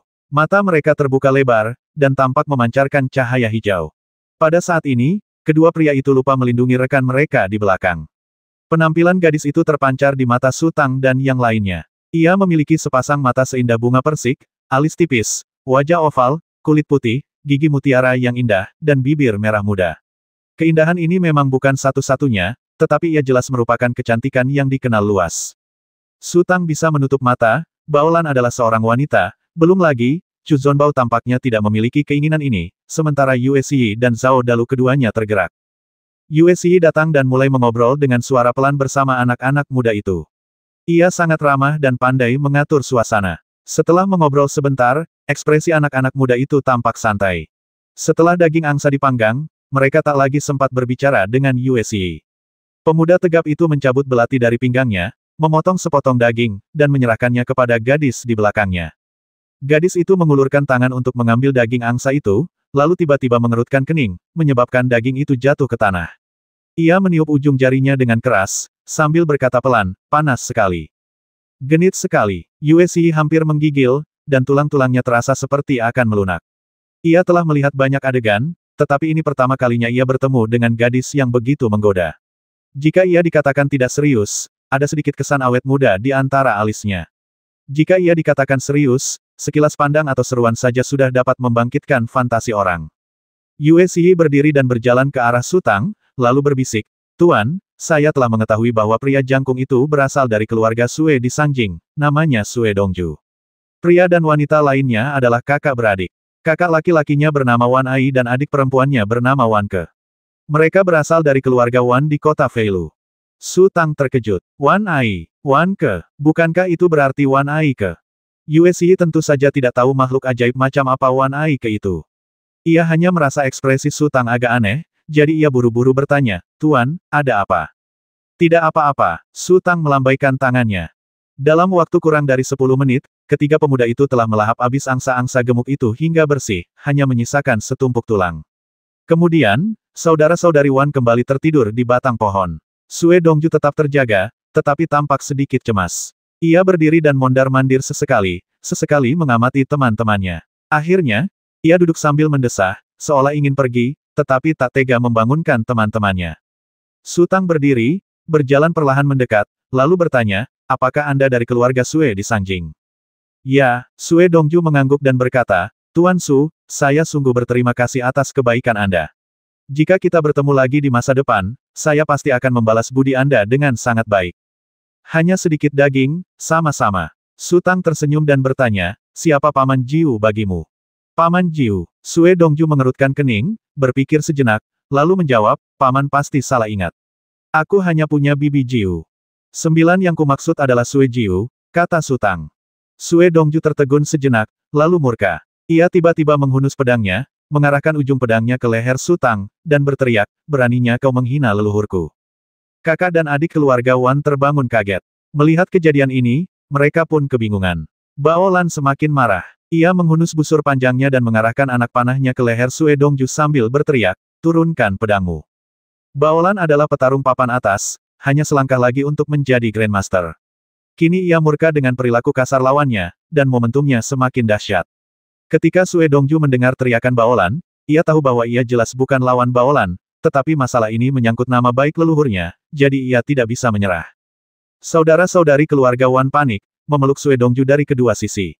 Wan Ai berteriak, "Ini salah paham, salah paham. Ayo kita bicarakan baik-baik." Wan Ke bergumam takut-takut tidak. "Tidak." Su Tang melambaikan tangannya untuk memberi isyarat kepada Baolan agar meletakkan busur panjangnya, lalu tersenyum kepada Sue Dongju dan berkata, "Aku tidak bermaksud jahat. Siapa senior Sue Jiu bagimu?" Sue Dongju ragu sejenak. Su Tang menambahkan kata senior di depan nama Sue Jiu, dan Sue Jiu menerimanya dengan enggan. Lagi pula, situasinya lebih kuat daripada orangnya, jadi ia mau tak mau menyerah. Sue Dongju berkata dengan suara teredam, "Itu kakek buyutku." Kakek buyut. Itu kakek dari kakek. Generasi Sue Jiu memang luar biasa tinggi. Su Tang berkata, tahun lalu, aku bertemu senior Sue Jiu di Kabupaten Changshan. Dia memintaku untuk memanggilnya Paman Jiu. Saat itu, Paman Jiu sangat baik padaku dan bahkan mewariskan busur tangisan malam kepadaku. Kabupaten Changshan, busur tangisan malam, gumam Sue Dongju. Ia ingat kakek buyutnya memang pulang tahun lalu, tapi ia hanya tinggal beberapa hari sebelum menuju selatan, menuju Kabupaten Changshan. Lebih penting lagi, itu adalah busur tangisan malam. Tak seorang pun di luar sana mungkin tahu bahwa busur tangisan malam ada di tangan kakek buyutnya. Sue Dongju hampir yakin kalau begitu, haruskah aku memanggilmu kakek Su? Semua orang ngomongin urusan masing-masing. Apa kau tidak merasa aku sudah tua? Su Tang tertawa. Kudengar kakek buyutmu terluka parah. Bagaimana keadaannya sekarang? Ada kabar? Kapan itu terjadi? Mata Sue Dongju tiba-tiba melebar. Kamu tidak tahu, tanya Su Tang, sudah berapa lama kamu jauh dari rumah? Hampir setengah tahun yang lalu, Sue Dongju bertanya dengan cemas, bagaimana kakek buyutku bisa terluka? Aku tidak tahu detailnya, tapi aku tahu dia baik-baik saja, kata Su Tang, lalu mengganti topik. Kalian semua terlihat kelelahan. Bagaimana kalau kalian istirahat di sini sebentar? Seperti kata pepatah, segala sesuatu ada sebab dan akibat. Tanpa kebaikan Sue Jiu di masa lalu, Su Tang tidak akan mengulurkan tangan membantu hari ini. Hubungan mereka pun terungkap. Ternyata ia berteman dengan leluhur keluarga Sue. Saudara-saudari keluarga Wan merasa lega, dan mereka bertiga pun berkumpul dan berbincang dengan suara pelan. Kalian harus cepat istirahat. Kita harus bergegas berangkat paling lambat malam ini, kata Sue Dongju. Apa kau bodoh? Tanya Wan Ai. Tidak bisakah kau mengerti apa yang mereka katakan? Mereka akan membantu kita. Kau tidak tahu masalah macam apa yang telah kita hadapi. Kenapa harus melibatkan orang lain? Tanya Sue Dongju. Wan Ai ingin mengatakan sesuatu, tetapi tidak bisa, dan tampak tertekan. Su Tang mendengar percakapan Sue Dongju dan yang lainnya dengan jelas. Ia tidak terburu-buru melanjutkan perjalanannya, melainkan duduk di sana untuk beristirahat. Namun, ia merasa kasihan pada si kecil yang tidak bisa keluar untuk melihat orang-orang. Setelah sekitar 2 jam, Sue Dongju juga mulai merasa mengantuk. Chu Zonbao tiba-tiba mendekat ke telinga Baolan dan membisikkan sesuatu. Baolan menghampiri dan berkata kepada Su Tang, Tuan, ada orang yang mengepung kita.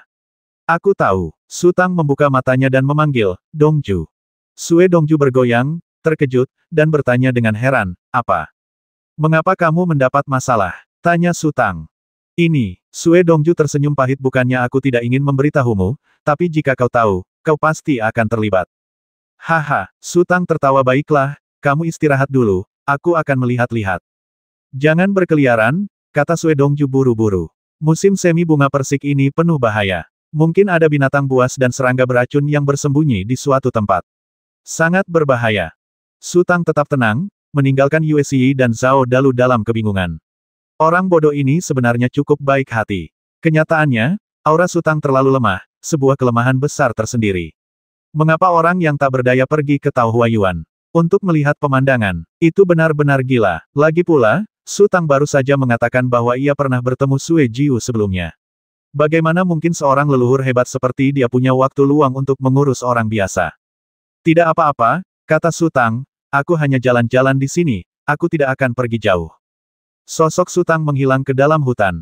Sue Dongju terus menatap Baolan dan yang lainnya. Melihat Baolan dan yang lainnya tidak bergerak, ia menahan diri sejenak, tetapi akhirnya tak tahan lagi dan berkata dengan curiga, apa kau tidak akan melindungi tuanmu? Tuanku sangat cerdas dan tidak akan berada dalam bahaya, kata Baolan ringan. Sue Dongju ingin mengatakan sesuatu, tetapi ini adalah urusan pribadi orang lain, jadi dia tidak bisa terlalu ikut campur dan hanya bisa bergumam sendiri. Beberapa saat kemudian, tiba-tiba terdengar suara dingin dari hutan. Lari, teruslah berlari, mengapa kau tidak lari lagi? Sue Dongju terkejut dan tiba-tiba melompat dari tanah. Saudara-saudari Wan juga ikut bangkit. Pada saat ini, lebih dari 30 sosok perlahan keluar dari segala arah dan mengepung Baolan, Sue Dongju, dan yang lainnya. Baolan dan yang lainnya masih bisa mempertahankan ekspresi normal mereka, sementara Sue Dongju dan saudara-saudari Wan tampak pucat pasi. Sue Dongju, kau sedang mencari mati. Aku sudah mencoba membujukmu, tapi kau tidak mendengarkan. Jangan salahkan aku. Seorang gadis berpakaian hitam melangkah keluar, lalu berbalik dan berteriak, Guru, dialah yang mencuri bunga spiritualku. Omong kosong. Teriak Sue Dongju, kalian punya lebih dari 10 orang, dan kami hanya bertiga.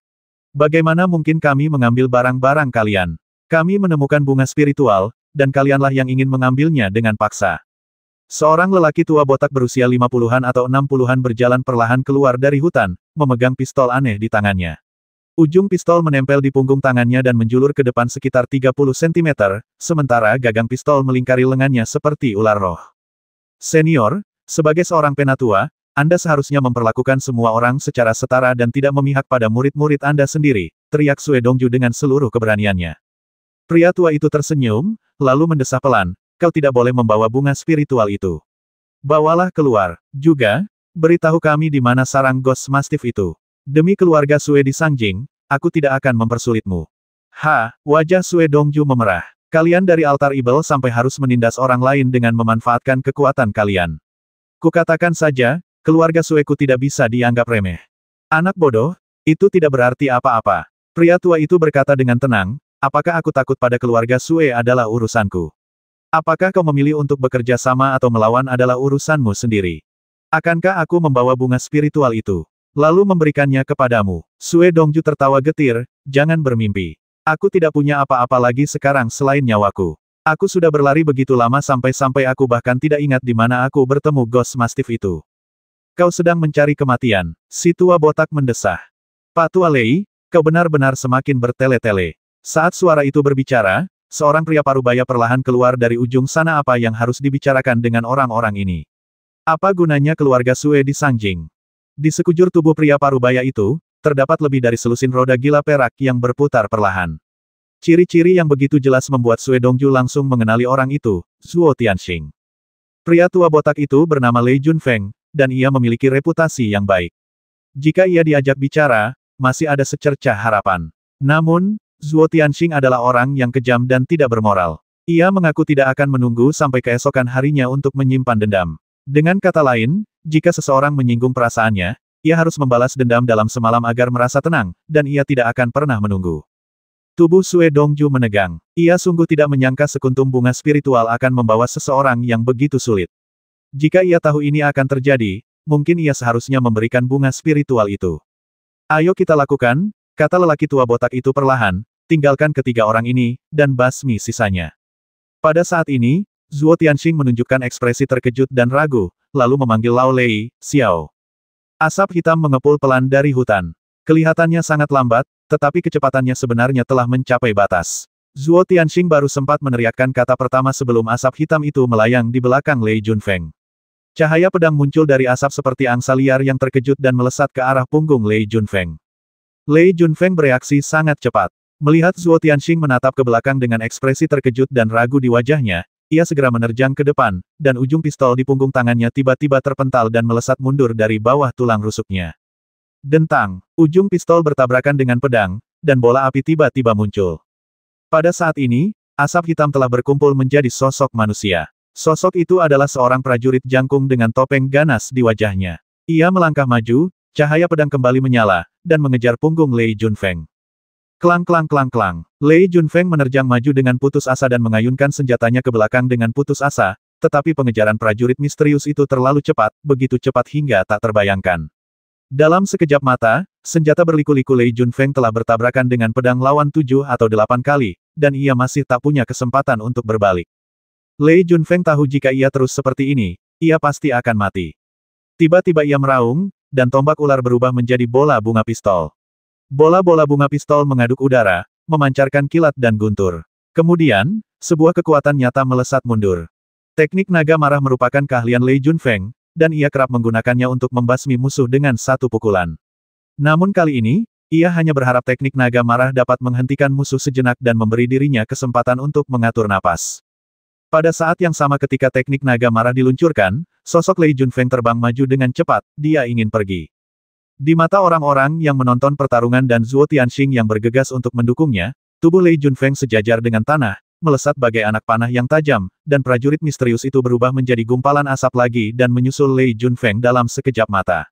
Lei Junfeng berguling ke samping, tiba-tiba berdiri, meraung lagi, memegang pistol dengan kedua tangan, dan mengarahkannya jauh ke belakang. Baru kemudian ia terkejut mendapati tidak ada seorang pun di belakangnya. Kemudian ia melihat gumpalan asap mengepul dan berkumpul di belakangnya. Jantungnya tiba-tiba menegang, lalu ia merasakan suatu kekuatan yang memaksanya membuka mulutnya lebar-lebar, hembusan, ujung pedang yang tajam keluar dari mulutnya. Meskipun menerima pukulan telak, Lei Junfeng masih penuh semangat juang. Dari awal pertarungan hingga saat ini, ia bahkan belum melihat bayangan lawannya, dan ia bahkan tidak tahu apakah lawannya laki-laki atau perempuan, tinggi atau pendek. Ia tidak terima dikalahkan dan dibasmi dengan cara yang tak terduga seperti itu. Lei Junfeng meraung pelan dan menggunakan jurus yang sama lagi, ujung tombaknya menembus tulang rusuknya. Namun, tepat saat ia menggunakan teknik spiritual, ujung pedang yang tajam tampak bergerak, dan sebagian besar kepalanya tiba-tiba terangkat, dan semburan darah menyembur keluar dari lehernya dan memercik setinggi beberapa meter. Langkah Zhuo Tianxing terhenti tiba-tiba. Lei Junfeng baru bertarung dengan prajurit misterius itu kurang dari 3 detik, jadi ia tidak punya waktu untuk memberikan dukungan.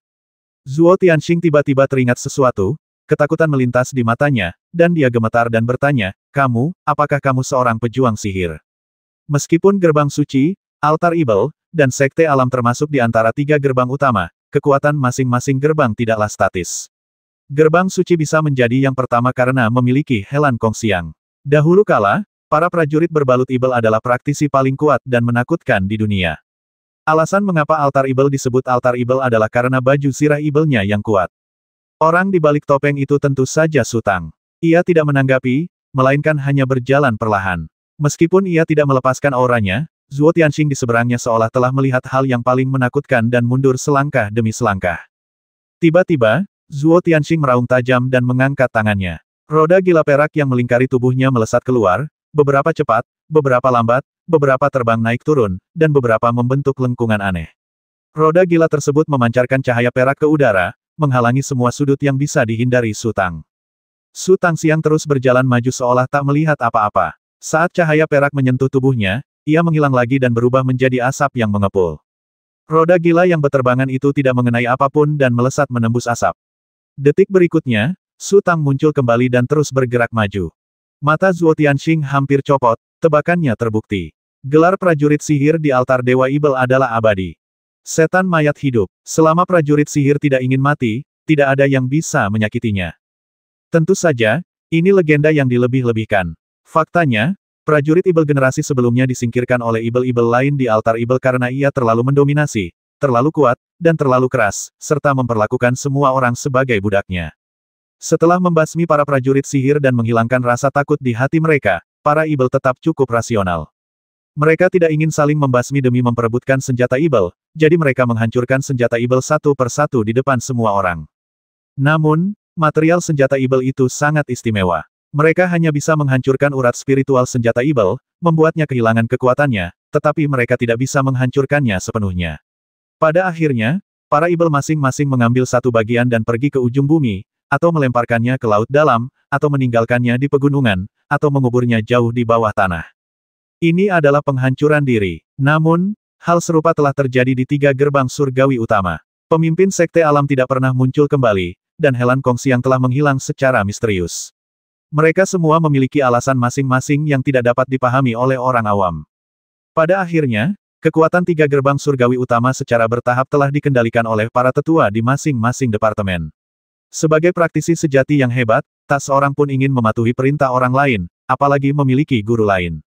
Langkah kaki Su Tang tiba-tiba terhenti. Kemampuan ini menghabiskan terlalu banyak energi. Setelah hanya melepaskannya beberapa kali, sebagian besar kekuatan spiritualnya telah terkuras. Namun, Zhuo Tianxing telah kehilangan semangat juangnya dan tiba-tiba berbalik dan terbang tinggi ke langit. Ia lupa bahwa dalam hal kecepatan, pendekar sihir itu masih yang terbaik di dunia. Pedang di tangan Su Tang melesat ke depan, dan tubuhnya bangkit dari tanah, mengejar Zhuo Tianxing. Keduanya terbang di udara, tetapi perbedaan kecepatannya sangat besar. Zhuo Tianxing bagaikan ayam jantan tua yang kekenyangan, sementara Su Tang bagaikan sambaran petir yang membelah langit dan bumi. Zhuo Tianxing meraung putus asa, dan pakaiannya tiba-tiba mengembang, dan cahaya oval biru muda menyelimuti seluruh tubuhnya. Klang-klang, pedang Taiso di tangan Su Tang bertabrakan dengan cahaya dan bayangan, menimbulkan serangkaian suara benturan logam.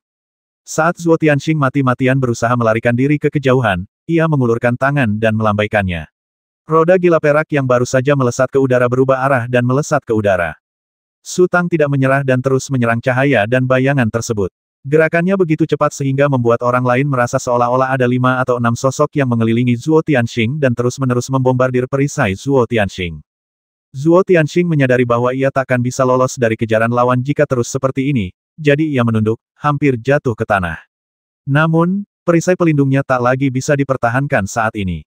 Perisai itu berkilat dan menghilang tanpa jejak. Su Tang menusuk leher Zhuo Tianxing dengan pedang. Zhuo Tianxing membelalakkan matanya. Roda gila peraknya belum kembali dan perisainya telah rusak, meninggalkannya dengan tangan kosong. Dalam keputusasaan, ia terpaksa mengulurkan tangan dan dengan paksa meraih cahaya pedang Su Tang. Puff! Kelima jari tangan kanan Zhuo Tianxing terpotong. Perlawanannya sia-sia. Detik berikutnya, Zhuo Tianxing ingin memutar lehernya untuk menghindari cahaya pedang, tetapi sudah terlambat. Cahaya pedang itu menusuk lehernya dan kemudian ditarik keluar. Sebagian besar lehernya terpotong seperti tahu. Tangannya menari-nari dengan linglung dan tak berdaya, dan tubuhnya jatuh lurus ke bawah dan menghantam tanah dengan keras. Roda gila yang melesat di udara kehilangan kilaunya dan jatuh ke rerumputan satu demi satu. Su Tang berdiri diam di udara, matanya beralih ke sekelilingnya. Su Tang membasmi Lei Junfeng dalam waktu yang sangat singkat, sementara Zhuo Tianxing hanya berjuang sedikit lebih lama. Dalam waktu kurang dari 10 detik, kedua guru itu terbasmi. Para murid altar Dewa Ibel ketakutan setengah mati. Tidak ada yang tahu siapa yang berteriak lebih dulu, lalu mereka berbalik dan melarikan diri ke kejauhan. Tidak seorang pun bisa pergi, sebuah suara lembut tiba-tiba terdengar di lapangan. Si kecil membentangkan sayapnya dan terbang menjauh dari tubuh Su Tang. Ia menggoyangkan tangannya, dan cincin lengannya berubah menjadi cambuk kecil, yang kemudian ia ayunkan ke depan. Cambuk itu awalnya hanya beberapa sentimeter panjangnya dan tampak tidak berbahaya. Namun, setelah dilempar, ujungnya terus memanjang dan menebal. Ketika cambuk itu menyentuh tanah, diameternya mencapai setengah kaki, seperti ular piton raksasa. Pada saat ini, ribuan tanaman merambat berduri mencuat langsung dari tanah, bagaikan hutan tombak yang tiba-tiba tumbuh dan menutupi langit. Para murid altar Dewa Ibel tak punya waktu untuk melawan atau menghindar, dan tubuh mereka tertusuk lubang. Beberapa yang malang langsung tercabik-cabik. Hanya dengan satu serangan, sebagian besar murid altar Dewa Ibel terbasmi. Hanya 3 atau 5 yang tersisa, tergantung terbalik di udara, melolong putus asa dan kesakitan. Tidak ada cara untuk menyembuhkan cedera semacam itu hanyalah kelegaan sementara. Sue Dongju dan saudara-saudari Wan tercengang. Bagaimana mungkin benda sekecil itu bisa begitu menakutkan? Bahkan Baolan dan yang lainnya pun terkejut. Mereka tahu bahwa terobosan Su Tang pasti sangat bermanfaat bagi si kecil, tetapi mereka tidak pernah menyangka si kecil akan menjadi begitu kuat. Su Tang perlahan mendarat di tanah dan berjalan menuju kedalaman hutan. Makhluk kecil itu mendarat di bahu Su Tang dan menoleh dengan bangga. Baolan dan yang lainnya baik-baik saja, tetapi Sue Dongju dan saudara-saudari Wan tiba-tiba merasa ngeri dan segera mengalihkan pandangan mereka, takut makhluk kecil itu akan memperhatikan mereka. Dari lubuk hatinya, Sue Dongju benar-benar ingin melangkah maju dan berterima kasih padanya, tetapi dia tidak berani. Baru setelah Su Tang menghilang ke kedalaman hutan, Sue Dongju dan yang lainnya bernapas lega. Yue Xi dan Zhao Dalu pergi membersihkan medan perang. Sue Dongju berseru, "Hei, di mana Tuan Su? Apa dia baik-baik saja?" Tak seorang pun memperhatikannya. Baolan mulai mengemasi barang-barangnya. Lingkungan sekitar berantakan dan udaranya berbau tak sedap. Sudah waktunya mencari tempat berkemah lain. Tak lama kemudian, Su Tang muncul. Ia melihat sekeliling dan berjalan mendekat. Sue Dongju bertanya, "Tuan Su, kemana saja Anda? Apakah Anda baik-baik saja?" "Jalan-jalan saja," kata Su Tang. "Kamu tidak ada di sini tadi, sayang sekali, kamu melewatkan pertunjukan hebat," kata Sue Dongju. "Ya, sayang sekali." Wan Ai ikut berteriak. "Mengapa begitu banyak orang meninggal? Apa yang baru saja terjadi?" tanya Su Tang. Wan Ke tidak mengatakan apa-apa, tetapi menatap Su Tang dengan tenang, matanya berkedip-kedip. Kenyataannya, Su Tang bukanlah aktor yang handal. Ia menyadari sifat luar biasa dari kostum sihir itu, dan samar-samar merasa tak bisa membiarkan siapapun menghubungkannya dengan prajurit kostum sihir itu. Ketika ditanya mengapa seseorang meninggal di sana, Su Tang seharusnya menyesuaikan ekspresinya. Sayangnya, setelah baru saja dipromosikan menjadi Grandmaster, pikirannya telah menyatu dengan alam sekitarnya, dan ia tidak repot-repot bersikap seperti itu. Hal ini memberinya kekurangan sikapnya terlalu tenang. Sue Dongju mulai menjelaskan apa yang baru saja terjadi. Ia sedang berbicara dengan penuh minat ketika tiba-tiba, Baolan memanggil dari kejauhan, "Tuan." Su Tang tersenyum meminta maaf dan kemudian berjalan menuju Baolan. "Tuan, bunga spiritual itu tidak berguna. Bunga itu umum di Laut Hijau," bisik Baolan. "Tapi Ghost Mastiff itu binatang langka. Kalau kita bisa menjinakkan Liver Beaver, dia akan sangat berguna. Lagi pula, Ghost Mastiff sepertinya sudah lama punah. Di Laut Hijau, hanya ada satu, milik leluhur bermata tiga. Aku mengerti, kata Su Tang, dia mengerti maksud Baolan. Sue Dongju dan Wan Ai masih saling mendesah. Keganasan prajurit misterius itu dan makhluk kecil yang luar biasa kuat itu telah menyentuh hati mereka. Su Tang menunggu lama sebelum akhirnya memanfaatkan kesempatan untuk bertanya, Dongju, di mana kau bertemu dengan mastif hantu itu? Apa, kau ingin menangkapnya? Sue Dongju tertegun dan berkata dengan serius, Tuan Su, bukannya aku tidak memberitahumu, tapi hanya dengan beberapa dari kalian, sebaiknya kau tidak memprovokasi mastif hantu itu. Itu sangat merepotkan. Jangan khawatir, kata Su Tang sambil tersenyum, aku punya pengikut yang pandai menjinakkan berbagai binatang buas. Pak Tua Chu, biarkan mereka melihatnya sendiri. Chu Zonbao melambaikan tangannya, dan teriakan nyaring terdengar di udara. Elang raksasa itu menukik ke arahnya, lalu melipat sayapnya dan mendarat dengan mantap di samping Chu Zonbao. Elang raksasa juga mendapatkan banyak manfaat. Penampilannya sangat megah, sayapnya memancarkan cahaya redup, matanya cerah, dan tampak menakjubkan serta tak tergoyahkan. Elang yang cantik, Sue Dongju terdiam sejenak, lalu mendesah, hanya itu yang bisa kulakukan. Ia berdiri dan mengingat arah asalnya. Ia lalu berkata, lurus saja ke sana, sekitar 60 atau 70 mil jauhnya, dan kau akan melihat Gunung Merah.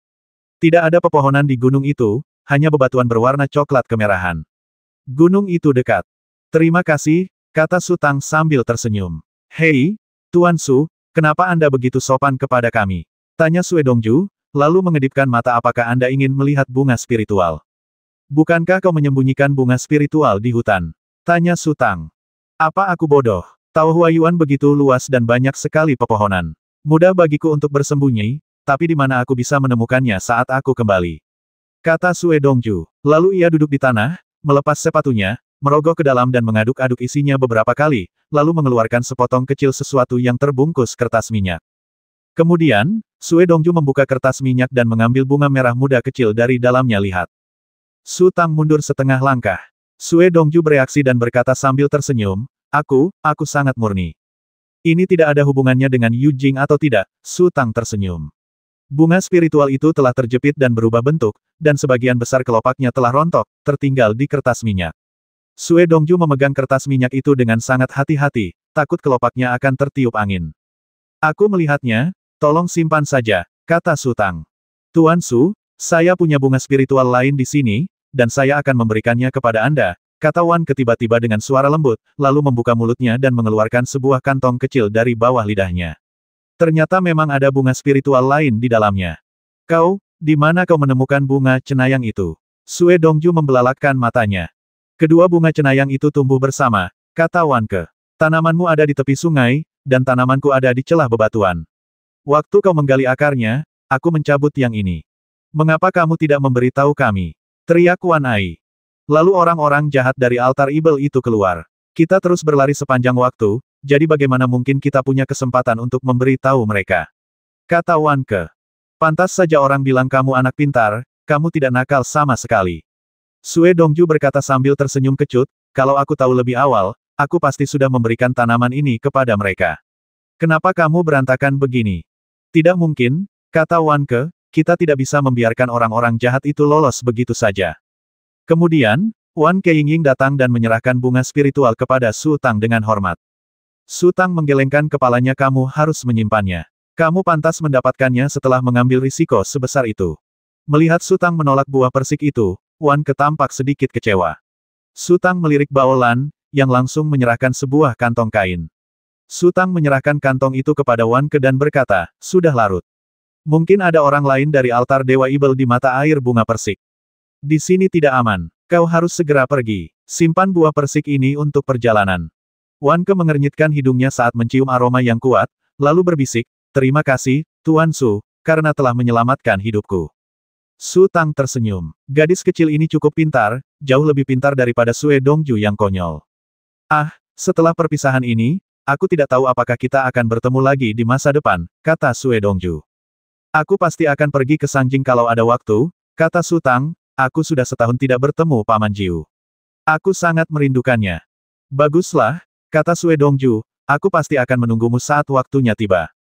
Tuan Su, setelah Anda meninggalkan Peach Blossom Spring, Anda harus mengunjungi keluarga Wan di kota Feilu, kata Wan Ai. Oke, jawab Su Tang. Dia akan pergi ke Feilu, lagi pula, Wen Xiang ada di sana.